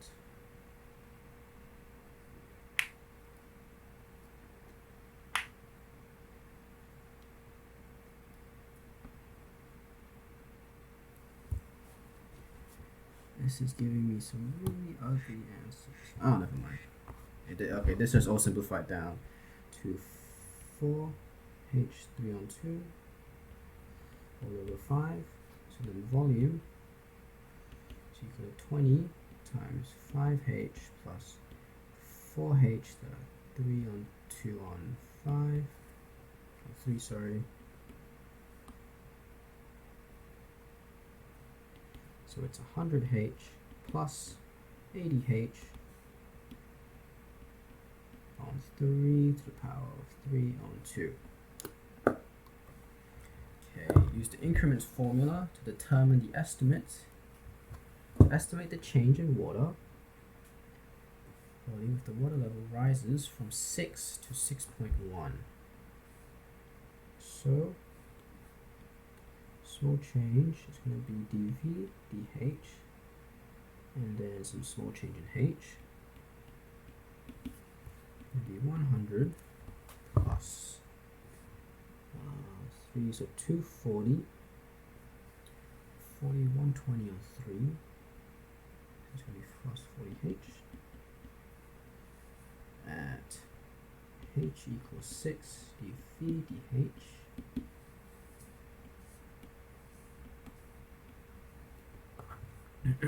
Differentiate 100x plus 80 on 3, x to the power of 3 divided by 2.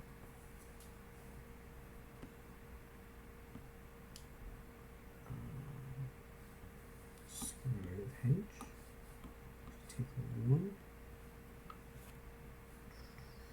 It's going to be 3 on 2, so 100. So our answer given x equals 6. It's going to be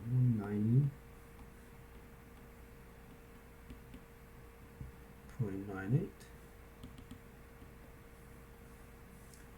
And S of H is going to be equal to 0.1. Estimate the change in water volume. So I just want to change. So S of V will be approximately 197.98 times 0.1. So be approximately 119.798 meters cubed. Suppose the water volume at the start of winter is 1,000 meters, and the basis of rainfall data from previous years, the volume will flow into the dam is normally distributed with a mean of 600 and standard deviation of 200. Assuming that there are no other sources of water and no losses, determine the probability the dam will reach full capacity at depth during winter. So then volume of 10 will be equal to, so this given that x is equal to 10 is 1843.27. Therefore require 843.27 meters cubed of rain. Because we already have 1,000. So then we say x is approximately a normal distribution of 600 and 200 squared. So then probability of x greater than 843.27 is going to be equal to, give me my norm CDF, 843.27 to infinity of 200 of 600 is 0.1119. Percentage. Okay, wow. We got only 12 minutes left. But yeah, I'm just going to start marking now and get this over with. So I'll be back. Okay, welcome back, guys. We did a little bit better than normal. We got 95.3%, but yeah, we lost a lot of marks in calculator assumed again. We got full marks in calculator free though. I think there was one thing I could have done differently, so I'm just gonna see if I can find that. This was the correct way to find the expected value from a graph. Here's always good. And then let me see if I can find the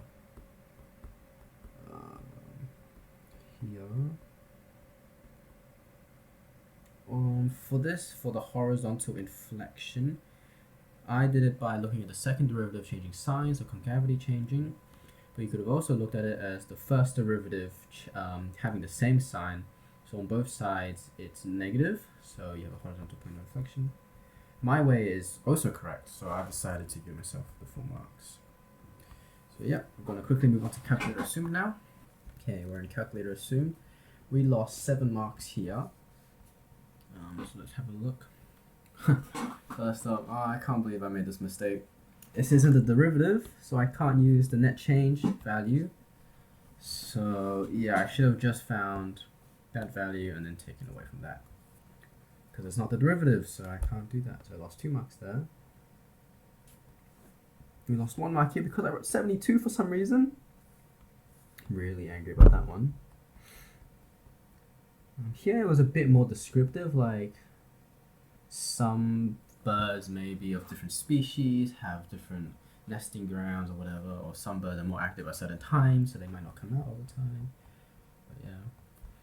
Here, I thought this was fine because I did specify initial position, but I should have specified the exact time, start and end. But here I only stated initial, so yeah, not very nice. I should have said the ending time. Here it was time after t equals pi, not t equals 0, which is very sad. Here you could have compared the derivative of this function to v of t, and then found your coefficients that way. We can go down. I think it's quite far before we lose our next mark.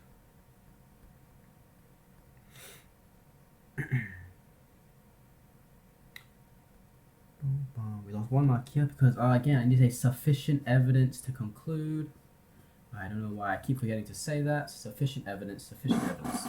Yes, there is sufficient evidence, or no, there isn't sufficient evidence because it's still within the confidence interval. Yes, because it's outside or above the confidence interval. Sufficient evidence.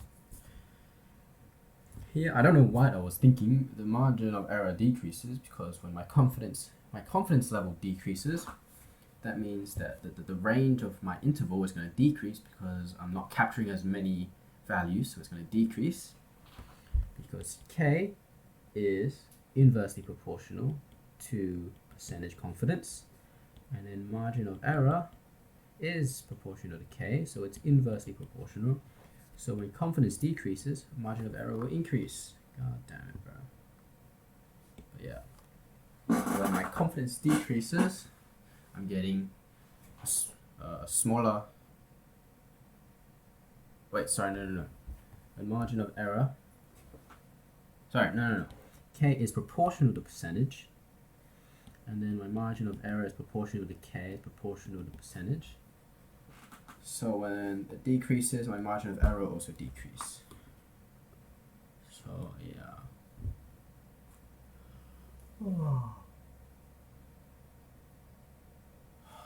Very sad. Can't believe it was that. You didn't need to say a factor of square root of 5 until whatever. You just need to say decrease. Bada bing, bada boom. I think we lost 1 more mark further down. Oh no, that was it. So those are the marks we lost. Quite a few very silly ones. One where this is just ridiculous. Can't believe I made a mistake. This is also ridiculous. We've all made this mistake like 3 times. I think in the past 4 exams, I've made this mistake 3 times. So that's 1, 2 marks lost.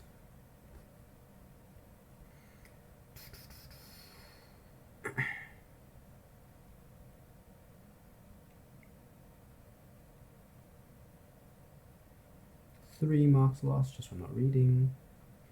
4th mark lost because I wasn't specific enough. Change in displacement of the mass from the initial position. Because we're going to change in x of t.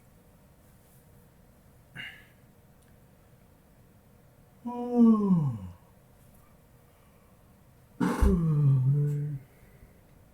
then we lost our 2 up here, so it's 1 more because I just was silly, and then 2 here. So yeah, it's alright though. Set 95%. I think I'll be pretty happy with 95% in the WACE, but I do want to go for that subject excellence. So hopefully, I pray we go there. So yeah, I'll see you guys later. I also Thanks, bro. Thanks for that. Where was it? I think it was somewhere down here. I actually typed in, or I wrote 100, but I had the correct value when I should have wrote 500 there. So the mark was for getting the right value, I believe. I question 10. Let's see, question 10.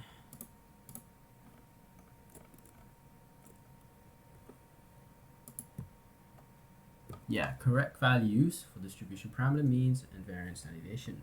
So I gave myself the mark. Even though I technically wrote the wrong thing for my calculation, but the actual value I got was the correct thing. So I gave myself the mark. That's all I wanted to say. Okay. Now I'm gonna go finish writing on all the mistakes I made and then put that on my note sheet. And then we got the exam to do. Let's go. Not excited.